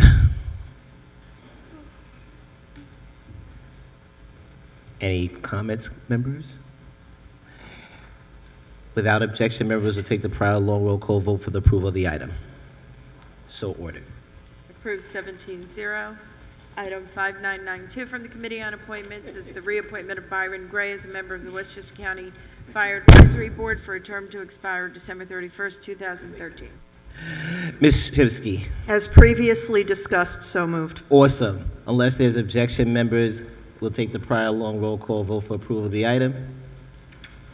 So ordered. Approved 17-0. Item 5996 from the Committee on Appointments is the reappointment of William Rosa as a member of the Westchester County Fire Advisory Board for a term to expire December 31st, 2013. Ms. Shimsky. As previously discussed, so moved. Members in this item? Without objection, members will take the prior long roll call vote for approval of the item. So ordered. Approved 17-0. Item 6001 from the Committee on Budget and Appropriations is an act authorizing the county to retain a county expense, the law firm of Duncan, Weinberg, Genzer, and Pembroke for the provision of all legal services and representation, related technical, consulting, and expert witness services necessary for proceedings before the State Public Service Commission. Ms. Myers. Yes, this is a case in which the county attorney's office came before us to ask for permission to enter into an agreement with this law firm to defend Westchester County and 103 municipalities, which include fire districts, police districts, libraries, et cetera, in terms of legislation with regard to Con Ed rate cases.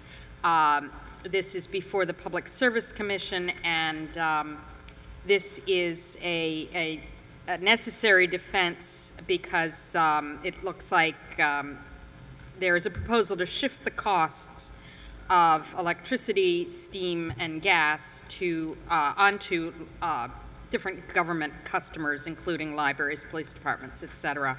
And this would be a proposal not to exceed, let me just find out where I put that.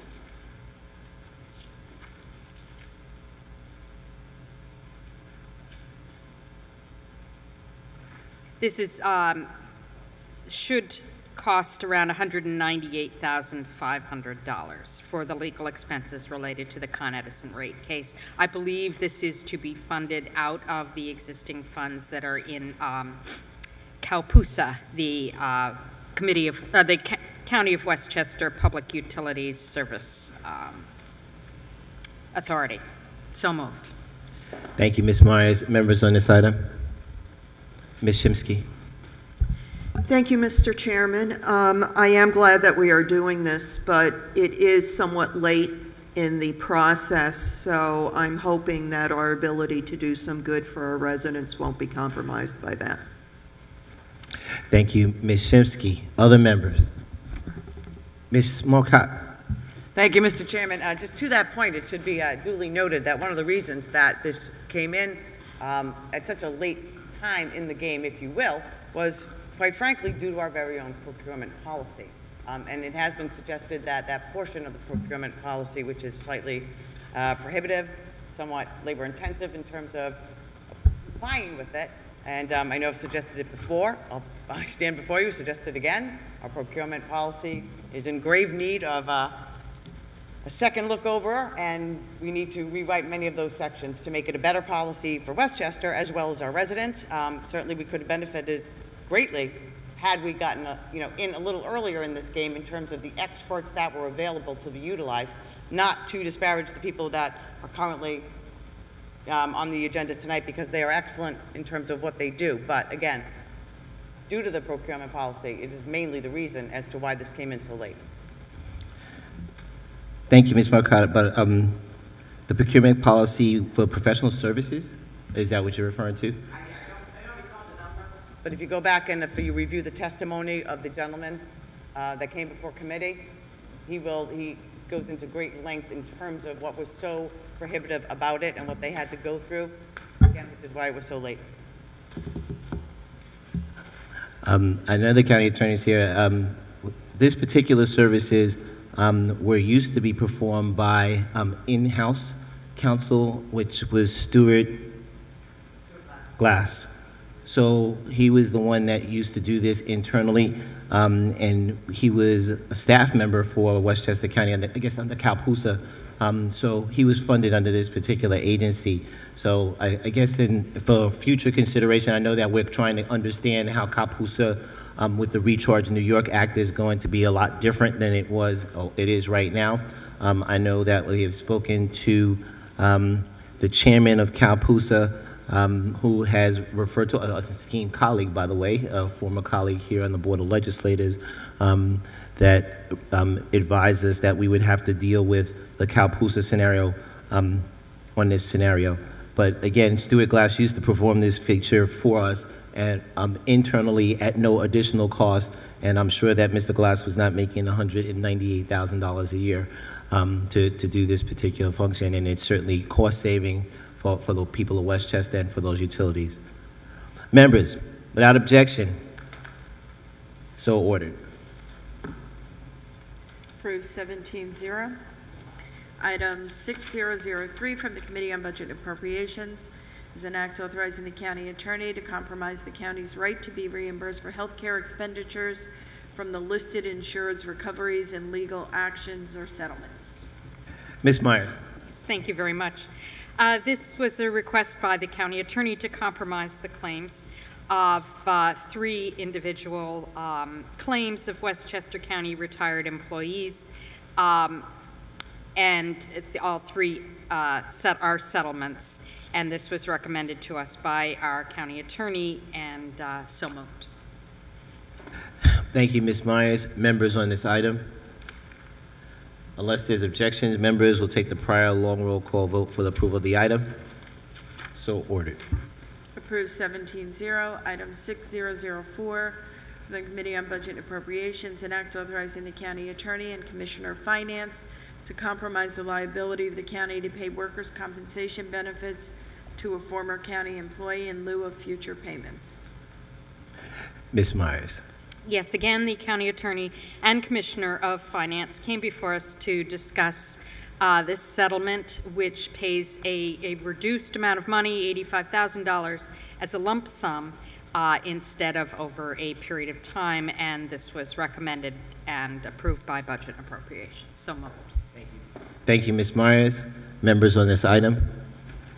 Unless there's objection, members will take the prior long roll call vote for approval of the item. So ordered. Approved 17-0. Item 6006 from the Committee on Budget and Appropriations, an act authorizing the county attorney to compromise the claims against par and activists made on behalf of the county to be reimbursed for overpayments in connection with Medicaid prescription drugs provided to residents of the county. Ms. Myers. Yes, this was actually a 2003 lawsuit regarding overpayments for Medicaid by Westchester County. We were advised by the county attorney that the recommendation was to compromise the claims and make a settlement in this case. Budget and Appropriations approved moving this forward, and it's so moved for this board. Thank you, Ms. Myers. Members on this item? Unless there's objection, members will take the prior long roll call vote for approval of the item. So ordered. Approved 17-0. Item 6021 from the Committee on Community Services is a proposed resolution proclaiming Westchester County as a Purple Heart County, honoring the service and sacrifice of our nation's men and women in uniform, wounded or killed by the enemy while serving to protect the freedoms enjoyed by all Americans. Ms. Williams. Thank you, Mr. Chair. By passing this resolution, this honorable board gives special recognition and extends gratitude to those who served in the armed forces and were wounded, and especially those who lost their lives in extraordinary acts of heroism in the service of our country. August 7th, 2013 has been designated as the official day to remember and recognize veterans who are recipients of the Purple Heart Medal. However, I would hope that we remember these valiant armed forces members every day, and especially on the upcoming Memorial Day later this month. So moved, Mr. Chair. Thank you, Ms. Williams. Members on this item, Mr. Testa. Thank you, Mr. Chairman. First of all, I'd like to thank the Community Services Chair for moving this through so quickly, and to all my colleagues for joining in on this. William Nazario, who is one of the members of the Military Order of the Purple Heart, approached me asking if I would champion bringing this resolution to our county. We are now going to be, assuming this will pass unanimously, we will be the third county in New York to do this. Putnam and Orange have been the first two. And you may know, the New York State office or department of the Military Order of the Purple Heart is located in Orange County at the New Windsor Cantonment, where George Washington disbanded the Army in 1782, and where George Washington also created this award as the first award in the American Army, and as still the longest used military decoration actually in the world. So for us to have now be the third county to be designated as a Purple Heart County, I think is significant. We have plenty of recipients in our county, and with Memorial Day coming in just 3 weeks or so, I think it's appropriate that we do this now, and I'm very happy that we're going to be doing it. Thank you so much. Thank you, Mr. Testa. Members on this item? Unless there's objection, members will take the prior long roll call vote for approval of the item. So ordered. Approved 17-0. Item 6039 from the Committee on Budget and Appropriations. is an act approving certain financial terms and conditions of employment requiring legislative approval by law in a collective bargaining agreement for those employees of the county represented by the New York State Nurses Association for the 4-year period commencing January 1, 2012, ending December 31, 2015. Ms. Myers.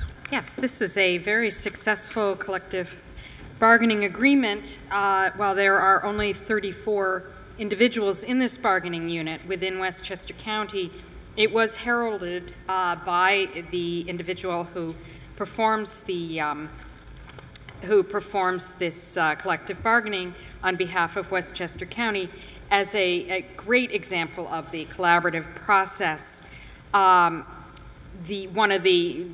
there were many agreements reached throughout the contract, one of the ones that has concerned this county has been the issue of payment into health insurance coverage, and a very unique situation where the New York State Nurses Association is a very, very large union and has a health insurance trust that will allow the nurses or the members of this union to actually leave our current insurance provider, POMCO, and fold their benefits into this trust. They will make payments to Westchester County for this, and it actually results in a 40% savings to the county. Again, this was held up as a terrific example of a collaborative process that reached a very good agreement in the end. So moved. Thank you, Ms. Myers. Members on this item? Unless there's objection, members will take the prior long roll call vote for approval of the item. So ordered. Approved 17-0. Numbers 27 through 43 are all submissions from the Committee on Appointments. Number 27, ID number 5915, is a resolution to reappoint Lawrence Otis Graham to the Westchester County Police Advisory Board for a term to expire December 31st, 2015. Ms. Shimsky. Thank you, Mr. Chairman. Mr. Graham has engaged in satisfactory service to this committee, and we therefore request his reappointment. Thank you, Ms. Shimsky. Members on this item? Unless there's objection, members will take the prior long roll call vote for approval of the item. So ordered. Approved 17-0. Item 5917 is the reappointment of Diane Ballesteri as a member of the Westchester County Domestic Violence Council for a term to expire December 31st, 2015. Ms. Shimsky. Thank you, Mr. Chairman. Ms. Ballesteri's credentials and concern with this issue are beyond any dispute, and we wish her many continued years in service. Thank you, Ms. Shimsky. I'm sure we all joined in that through her being well and recovering. Members on this item? Unless there's objection, members will take the prior long roll call vote for approval of the item. So ordered. Approved 17-0. Item 5925 is the reappointment of Jacqueline Bevel as a member of the Westchester County African American Advisory Board for a term to expire December 31st, 2014. That would be Beville. Ms. Shimsky. Thank you, Mr. Chairman. Ms. Beville has served her committee faithfully and well, has taken a real interest in the subject matter, and we therefore recommend her reappointment. Thank you, Ms. Shimsky. Members on this item? Unless there's objection, members will take the prior long roll call vote for the approval of the item. So ordered. Approved 17-0. Item 5986 is the reappointment of Thomas Kane as a member of the Westchester County Fire Advisory Board for a term to expire December 31st, 2013. Ms. Shimsky. As previously discussed, so moved. Thank you, Ms. Shimsky. Members on this item? Unless there's objection, members will take the prior long roll call vote for approval of the item. So ordered. Approved 17-0. Item 5987 is the reappointment of David Klaus as a member of the Westchester County Fire Advisory Board for a term to expire December 31st, 2013. Ms. Shimsky. As previously discussed, so moved. Thank you, Ms. Shimsky. Members on this item? Unless there's objection, members will take the prior long roll call vote for approval of the item. So ordered. Item 5989 is the reappointment of Joseph Ianturno as a member of the Westchester County Fire Advisory Board for a term to expire December 31st, 2013. You might as well just stand and be. I could use the exercise, Mr. Chairman. As previously discussed, so moved. Thank you, Ms. Shimsky. Members on this item? Unless there's objection, members will take the prior long roll call vote for approval of the item. So ordered. Approved 17-0. Item 5990 is the reappointment of Kenneth Hofferth as a member of the Westchester County Fire Advisory Board for a term to expire December 31st, 2013. Ms. Shimsky. As previously discussed, so moved. Thank you, Ms. Shimsky. Members on this item? Unless there's objection, members will take the prior long roll call vote for the approval of the item. So ordered. Approved 17-0. Item 5993 is the reappointment of Henry Bergson as a member of the Westchester County Fire Advisory Board for a term to expire December 31st, 2013. Ms. Shimsky. As previously discussed, so moved. Thank you, Ms. Shimsky. Members on this item? Unless there's objection, members will take the prior long roll call vote for the approval of the item. So ordered.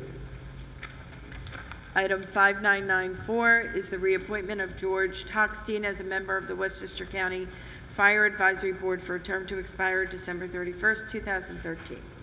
Thank you, Ms. Shimsky. As previously discussed, so moved. Thank you, Ms. Shimsky. Members on this item? Unless there's objection, members will take the prior long roll call vote for approval of the item. So ordered. Approved 17-0. Item 5997 is the reappointment of Richard Lyman as a member of the Westchester County Fire Advisory Board for a term to expire December 31st, 2013. Ms. Shimsky. As previously discussed, so moved. Thank you, Ms. Shimsky. Unless there's objection, members will take the prior long roll call vote for approval of the item. So ordered. Approved 17-0. Item 5998 is the reappointment of Peter McDonald as a member of the Westchester County Fire Advisory Board for a term to expire December 31st, 2013. Ms. Shimsky. As previously discussed, so moved. Thank you, Ms. Shimsky. Members on this item? Unless there's objection, members will take the prior long roll call vote for approval of the item. So ordered. Approved 17-0. Item 6000 is the reappointment of Robert Moon as a member of the Westchester County Fire Advisory Board for a term to expire December 31st, 2013. Ms. Shimsky. As previously discussed, so moved. Thank you, Ms. Shimsky. Members on this item?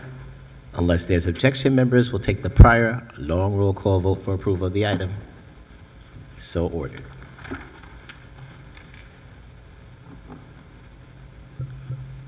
What?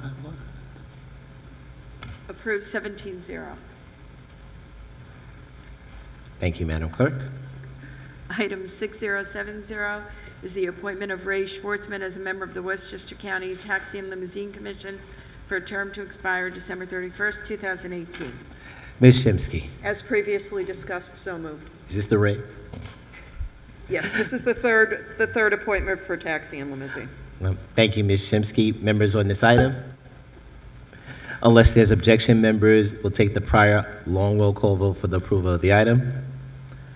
So ordered. Approved 17-0.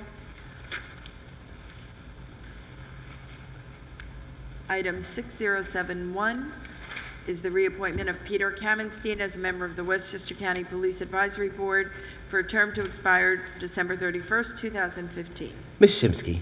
Mr. Kamenstein has served faithfully and well, and we recommend his reappointment. Thank you, Ms. Shimsky. Members on this item? Unless there's objections, we'll take the prior long roll call vote for approval of the item. So ordered. Approved 17-0. Item 6086 is the reappointment of Morton David as a member of the Westchester County Taxi and Limousine Commission for a term to expire December 31st, 2019. Ms. Shimsky. Both 6086 and 6098 are reappointments to the Taxi and Limousine Commission. It's a commission that reportedly, by all accounts, functions together very well. We therefore recommend these reappointments. Thank you, Ms. Shimsky. Members on this item, unless there's objection, members will take the prior long roll call vote for approval of the item. So ordered. Approved 17-0. Item 6098 is the reappointment of Edward Stoppelman as a member of the Westchester County Taxi and Limousine Commission for a term to expire December 31st, 2019. Ms. Shimsky. As previously discussed, so moved. Thank you, Ms. Shimsky. Members on this item, unless there's objection, members will take the prior long roll call vote for approval of the item. So ordered. Approved 17-0. Item 6100 is the appointment of Bruce Yablon as a legislative representative member of the Westchester County Hudson Valley Regional Council for a term to expire December 31st, 2013. Ms. Shimsky. Thank you, Mr. Chairman. Mr. Yablon is the kind of intelligent, hardworking, and forward-thinking person we need on a commission like this. We therefore recommend his appointment tonight. Thank you, Ms. Shimsky. Members on this item, unless there's objection, members will take the prior long roll call vote for the approval of the item. So ordered. Approved 17-0.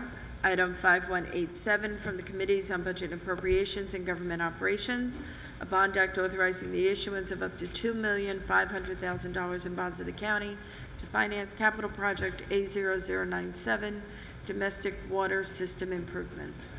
Ms. Myers. Yes, this is an airport expenditure, an airport capital project bond for $2.5 million that would, due to the new versions of the fire protection codes, would actually replace the sprinkler system and the pump house for hangar E at Westchester County Airport, which is the Chase and Citibank hangar. This, we were assured, it not only is necessary for the, especially for the water pressure in the building, and especially for fire suppression, it is also basically utilizing the same footprint and therefore would not add to any impermeability at the airport. I will turn this over to Government Operations for further discussion. Thank you, Ms. Myers. Ms. Borgia.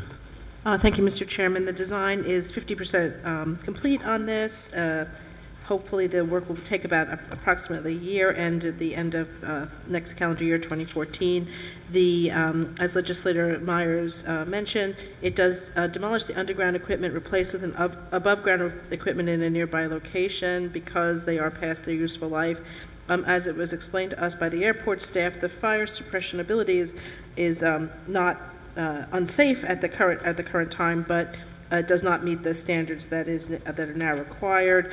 There is an additional component of the project which we discussed in budget today, which was that the request also provides installation for some underground tanks to provide a holding place for the foam sprinkler that happens with our fire protection system. And we were assured that that was the most environmentally sound way to collect that material. So we think this is a project that is it currently should be, we should move forward on this, and that is something that we probably should do for the safety and protection of Westchester residents. Thank you. Thank you, Ms. Borgia. Members on this item, unless there's objection, members will take the prior long roll call vote for approval of the item. So ordered. Approved 17-0. Item 5199 from the Committees on Budget Appropriations and Government Operations, a bond act authorizing the issuance of up to $5,288,000 in bonds of the county to finance capital project A083A, terminal systems upgrade. Ms. Myers. Yes, this is another airport expenditure in the amount of $5,288,000 that actually overhauls a number of areas of our terminal system at Westchester County Airport. It does replace boilers in the building, baggage carousels, heating, HVAC units, generators, and electric service. There is some cash that is being brought into this from the Special Revenue Fund. And it was noted also that even though there will be work done on the terminal, this does not increase the number of passengers traveling through the terminal. It doesn't change anything at the airport. It's just providing the existing passengers with a little more updated place in which to wait for their airplanes. I'll pass this to Gio. Ms. Borgia. Thank you. Legislator Myers pretty much covered it. It is work that will be designed and done in-house. There's not too much design, obviously, for a project of this nature. It does seem like this is fairly routine maintenance of improvements that are now needed after the airport terminal was constructed 18 years ago. So government operations is in full support of this project. Thank you. Thank you, Ms. Borgia. Members on this item? Unless there's objection, members will take the prior long roll call vote for the approval of this item. So ordered. Approved 17-0. Item 5922 from the Committees on Budget and Appropriations and Government Operations, a resolution setting a public hearing on the proposed modification to both the Blind Brook and Mamaroneck sanitary sewer districts by the removal of one parcel of property located in the city of Rye from the BBSSD and the addition of said parcel into the MSSD. Ms. Myers. Yes, this is actually concerning one residence at 5 Sunset Lane in Rye that due to some sewer district work and sewer piping in the area is now actually located in not one but 2 different wastewater treatment sewer districts, and so is being moved out of the Blind Brook Sanitary Sewer District and into the Mamaroneck Sanitary Sewer District. So moved. We're setting the public hearing for... Oops. We are setting a public hearing. I'm sorry. Is that here? Yes. We are setting a public hearing for our next BOL meeting, which would be on May 20th at 7:30 p.m. Thank you. Thank you. Members, unless there's objection, we'll take the prior long roll call vote for the setting of the public hearing. So ordered. Approved 17-0. Item 5956 from the Committees on Budget Appropriations and Government Operations, an act amending the 2013 County Capital Budget Appropriation for Capital Project SW006 Vulnerability Assessment Studies. Ms. Myers. Yes, even though the hour is late, and this is one of the last few items that we still need to go through, this is perhaps one of the most important items. This is a vulnerability assessment study that funds are being requested to be able to perform.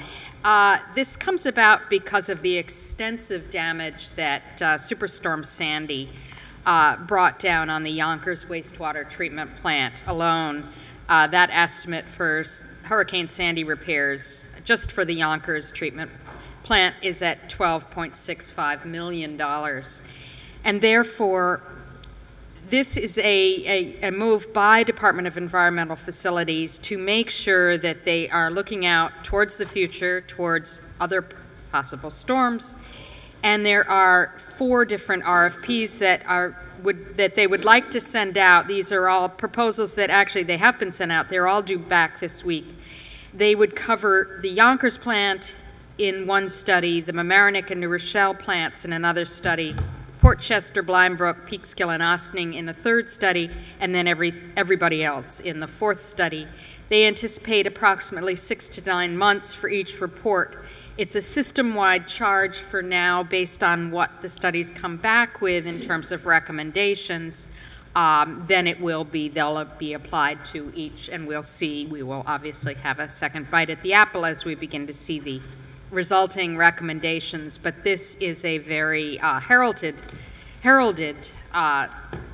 recommendation for this study by many members of the environmental community. This was presented at a recent forum at Iona College that was held on behalf of Save the Sound and the Connecticut Fund for the Environment, and is the sort of thing that Westchester County should be doing for its wastewater treatment plants. So moved. Thank you, Ms. Myers. Members on this item? It is certainly something helpful as both the 16th and the 17th Legislative District through Hurricane and Sandy had several millions of gallons of untreated sewage go into it. So this is something very helpful, not only for our environment, but for our shared constituents with Mr. Perez and myself on the Hudson side. Unless there's objection, members, we'll take these items together for comment, by the way. Item number 595647 and 5957, which is the actual bond act, which is item 48. Any more comments? Unless there's objection, members, we'll take the prior long roll call vote for the approval of item 5956. So ordered. Approved 17-0. Item 5957 from the Committees on Budget Appropriations and Government Operations, a bond act authorizing the issuance of the total amount of $900,000 in bonds of the county to finance capital project SW006 vulnerability assessment studies. As discussed, so moved.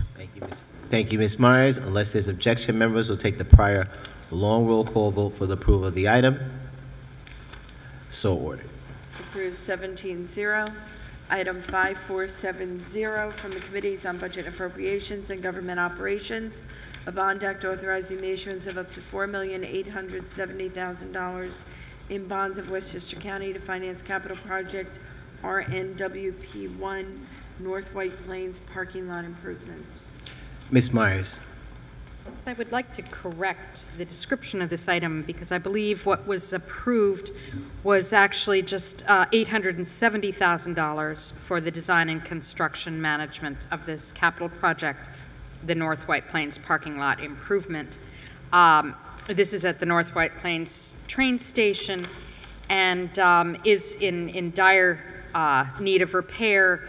There will also be designed a number of stormwater management controls in this parking lot, as a lot of the damage seems to come from stormwater that builds up and floods the parking lot, which we have been assured by our budget director through the administration that the higher design cost here, it's a higher design cost than normal because of all of this extra stormwater management design.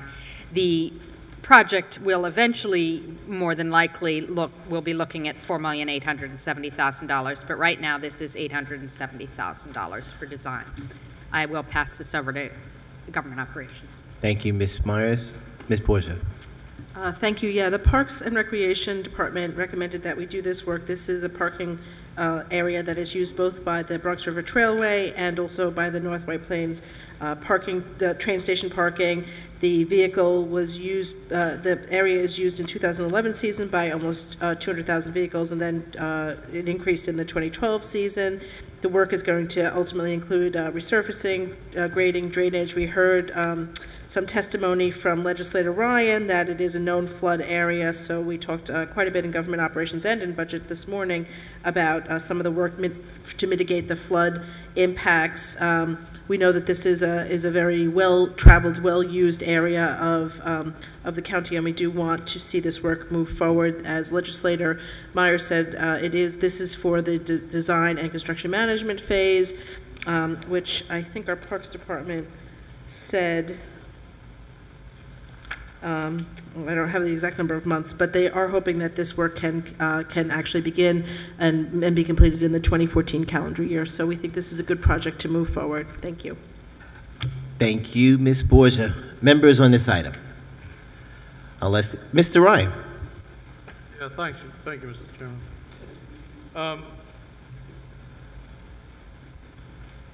I think everybody in the chamber pretty much understands that when we get these items in front of us, and we look at a construction cost, in this case of, what is it, $4.87 million, and we're looking at a design at 10%, which runs $487,000. We know basically what the number is going to be. And in the case of today, we have, from my documents that I'm reading, it was designed and and construction management. I had to read a little bit further, or I guess kind of figure out, connecting a couple of documents, that there was a added stormwater management component. We knew that that was taking place in the general area. Incidentally, if you take the design and you add it to construction management, it's not a very precise rule of thumb, but you can have a number that approaches maybe 20% of construction costs, which in this case would be pretty close to $1 million, $974,000.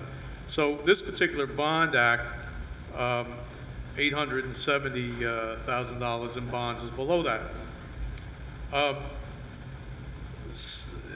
I guess I want to get to a question that any member of this legislature could have asked. But on its face, before I get into that, the bonding of this particular request would provide funds for rehabilitation of the parking lot. Those of you familiar with the area know Legislator Smith is. Alfreda Williams on the Greenberg side is familiar with it. You know that it sits right there next to the Metro North Station in North White Plains. And it's going to include the resurfacing of the existing paved parking lot with asphalt, reorganization of the lot, and, you know, painting and pinstriping of the spaces, upgrading lighting, that kind of thing, a whole list of things. But the thing the point that I want to make, I'm going to make on behalf of all of us, because the number that jumped out at us when we were looking at the design piece of 487 wasn't actually the number we were looking at. It was much higher, and so I don't remember who in the record asked the question, but somebody here, doesn't matter, Democrat or Republican, asked a good question. Why is it so high? And so, as we don't have the information, we're relying on other responsible parties in the government to get us the information that we need. Now, a lot of people in this body, probably most of them, I don't know all the backgrounds, but you're pretty accomplished. And I know that you deal with some situations where you require good information to make good decisions. This is the response we got back to from the administration when we asked, what is it that is driving this cost higher? You know, it could be some details of the job, probably is. Could be some stuff that maybe should have been mentioned in greater detail, or it could in fact be something that hasn't been mentioned at all. This is the response that we got back. Now, we're county legislators. Once again, we have responsibilities around that table. We asked an intelligent question. This is what we got back. The question was raised at B&A this morning as to why is so much higher than normal for the RNWP1 North White Plains Parking Lot Improvement Project.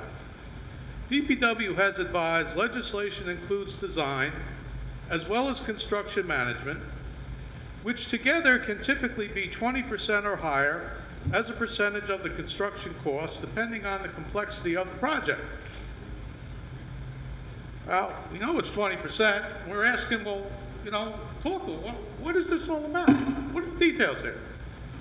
A road or parking lot typically may be less than 10% for the design component. All right, but our question is, why is it 20%? However, due to stormwater management aspect of this projection, and I'm not forgetting to leave off S's and stuff, you know, I'm intentionally, due to the stormwater management aspect of this projection, combined with the history of flooding at this property, it is higher than normal. Well, I'll tell you what, every single one of you deserves, when you ask a question, because we're all concerned about money. If we see something that's $487,000, that's one thing. If we see it's $487,001, I don't know whether or not we're too alarmed by it. If we know it's close to $900,000, we're going to get real alarmed. We want to know. Every single one of you in this chamber deserves to get a more detailed answer when one of you, representing all of us, asks the question, what is driving this higher? And I'll tell you what, I don't think this is satisfactory. I wouldn't accept this for any of you. You need better information than this. I don't want to wrap up the evening being a complainer, but I'm going to do that tonight. This is baloney. And I tell you what, I would expect that if you heard me ask for more detailed information, you would rise on my behalf and make darn sure that that we got what we needed. This is unacceptable to me. Unacceptable.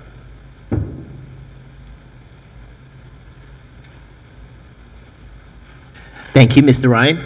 Other members?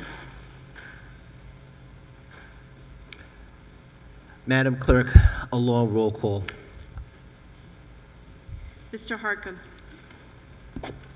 Yes. Mr. Mazzano. Ms. Borgia. Yes. Mr. Burrows. Mr. Gelfarb. Mr. Kaplowitz. No. Ms. Marcotte. Ms. Myers. Yes. Ms. Perez. Yes. Mr. Ryan. Yes. Ms. Shimsky. Aye. Mr. Smith. Yes. Ms. Spreckman. Mr. Testa. Ms. Williams. Yes. Mr. Williams. Mr. Chairman. Yes. Approved 16-1. Item 5851 from the Committees on Budget Appropriations and Government Operations, an act authorizing the county to purchase approximately 1.27 acres of real property in White Plains and subsequently convey said property for the purpose of providing 67 affordable rental units, which will remain affordable for a period of not less than 50 years. Ms. Myers. Yes, this is a land acquisition. Actually, I'll take these next two items, the Land Acquisition Act as well as the Bond Act, to purchase the property in White Plains at 150 Lake Street and bond for $1,140,000 to purchase this land and begin to redo, through a developer, each of these apartments that has actually aged out of its affordability period, and this would redo them and make them once again affordable for a period of 50 years. With the agreement of my colleague, Legislator Borgia, though, I would turn this over to Legislator Ryan, as it is in his district, and there's an interesting twist on this that actually has implications for our affordable and fair housing agreement to the settlement and reaching our 750 number. Thank you, Ms. Myers. Mr. Ryan. Time. Time out.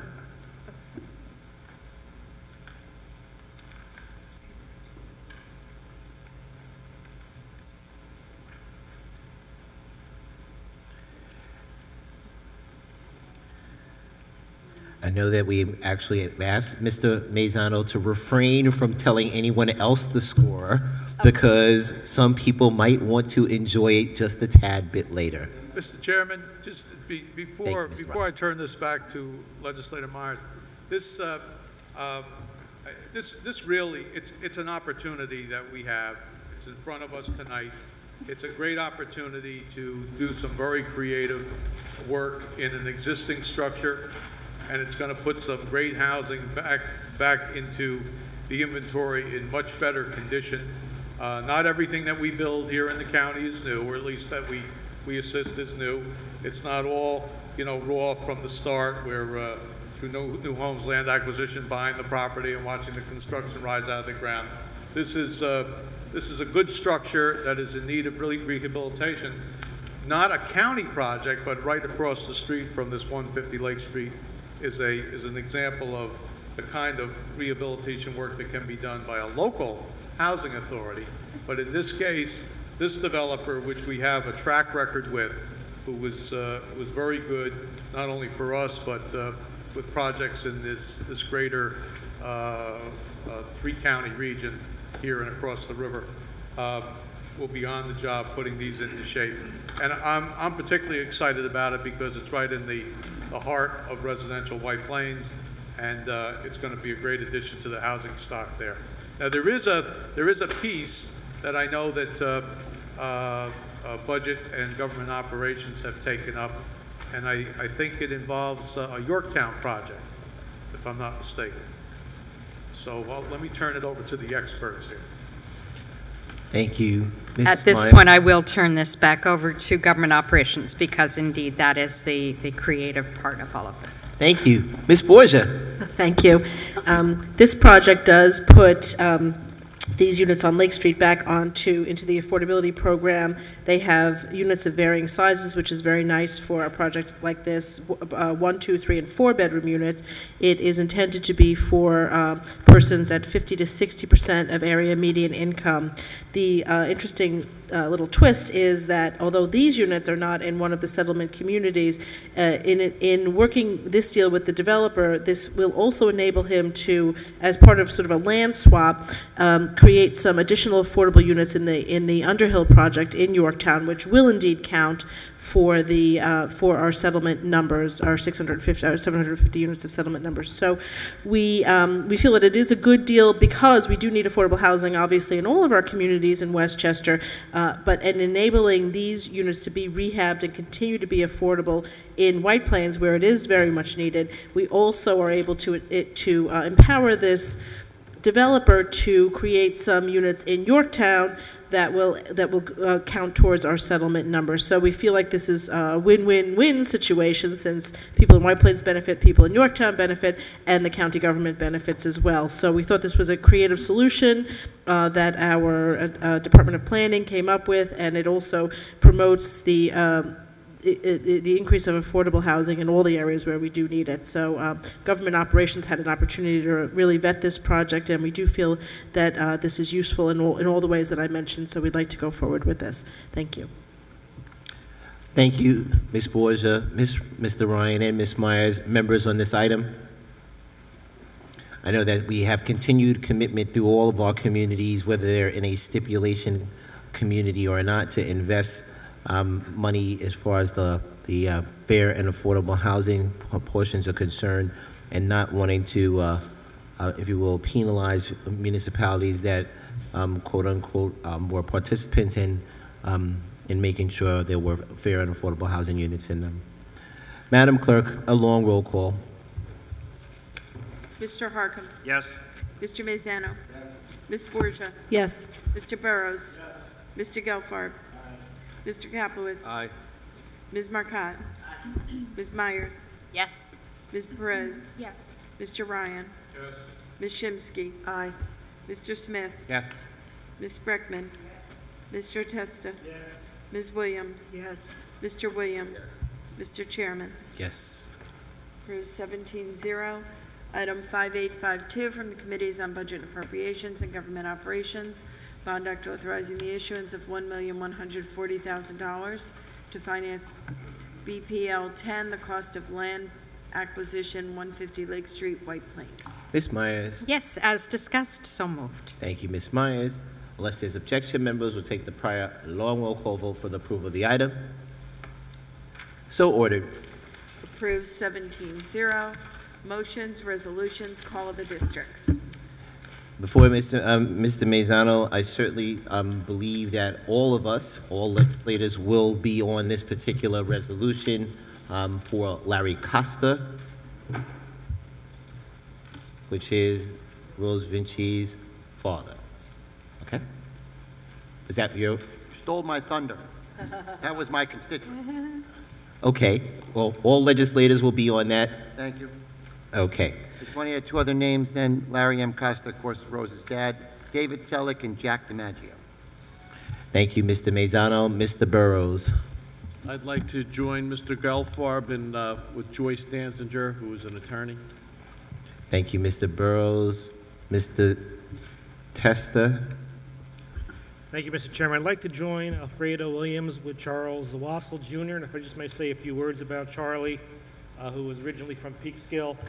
A friend of mine when I was younger. We played Little League together. He was the pitcher. I was the catcher on our Little League team. Charlie was a Marine, a New York City policeman, came to Peekskill, became a New York City detective, and was one of the responders at 9/11. Contracted a rare neurological condition because of that, and over the years 53 years old. He passed away from that condition. He moved closer to his treatment in recent years.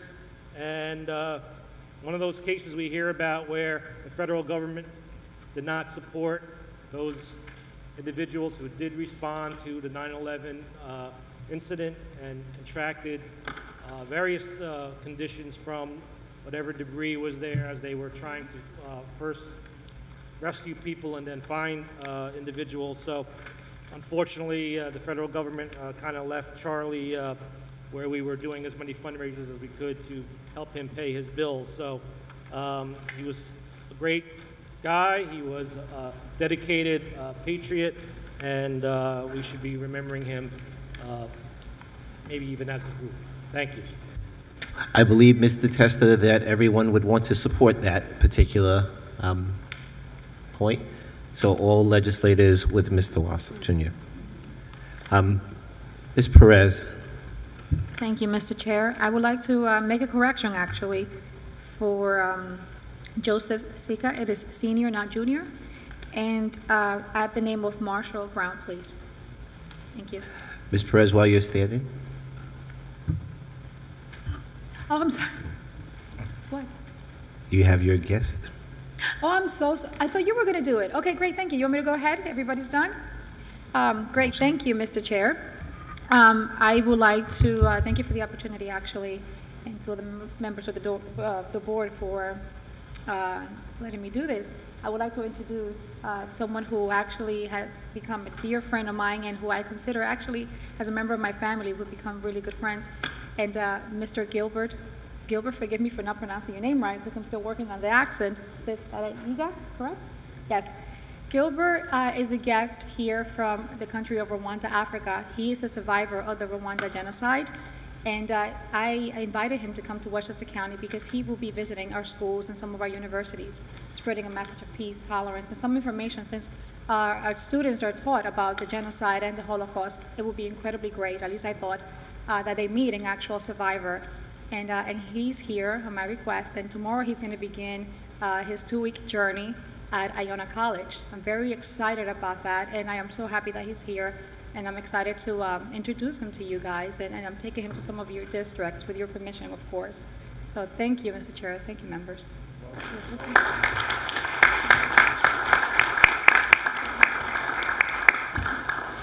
Thank you, Ms. Perez. Other members? Ms. Borgia.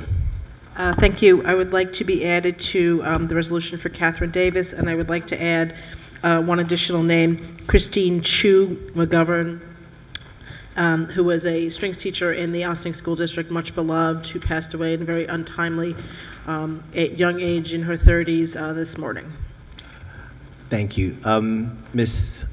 Williams, if there are other members that would like to be added to Ms. Davis, I'm sure that I am going to join with Ms. Borgia and you. Any other members?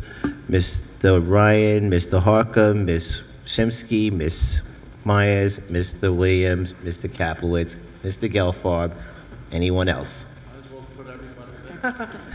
We Well, have a quorum, Mr. Chairman. I believe so. Well, we don't put people's names down unless they would like to, so all members. Okay. Ms. Shimsky. Thank you, Mr. Chairman. This has been a pretty tough time to be a music instructor in Westchester County. For the second time in less than a month, the children of Hastings lost an extremely gifted music instructor. Dan Kernis taught chorus in the middle and high schools. He worked the students through extremely challenging material, but I'm not sure they really realized it because he made it so much fun. Mr. Kernis died a couple weeks ago, a couple weeks after Dorina DeLillo. Mr. Kernis died of a congenital heart defect. He leaves behind a wife and 2 children. Thank you, Ms. Shimsky. Other members? Members, I just want to correct, I believe that all members at last meeting memorialized Mr. Goodstein, just so we have that. I believe all of us were on that resolution for Robert David Goodstein. And just a quick clarification, I thank Mr. Annunziata for earlier mentioning what we had already found out, which was that New York City's law for source of income is still indeed $125,000 and $250,000 up to that amount. I know that we had several bits of discussion about that today. Looking forward to that meeting, and we'll have the additional updated information from 2010. I believe Mr. Gelfarb asked for that, so we'll have that information, and we'll move forward for there. If we all could please rise to remember all those and the memorial resolutions, the moment of silence.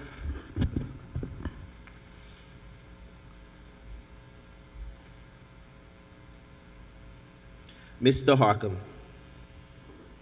Thank you, Mr. Chair. I move that we would adjourn and we would reconvene on Monday, May 20th at 7 p.m. Mr. Mazzano. Madam Clerk. Mr. Harcum. Aye. Mr. Mazzano. Aye. Mr. Williams. Aye. Mr. Chairman. Aye. It was a proper second. On the motion of Mr. Harcum, the board stands adjourned.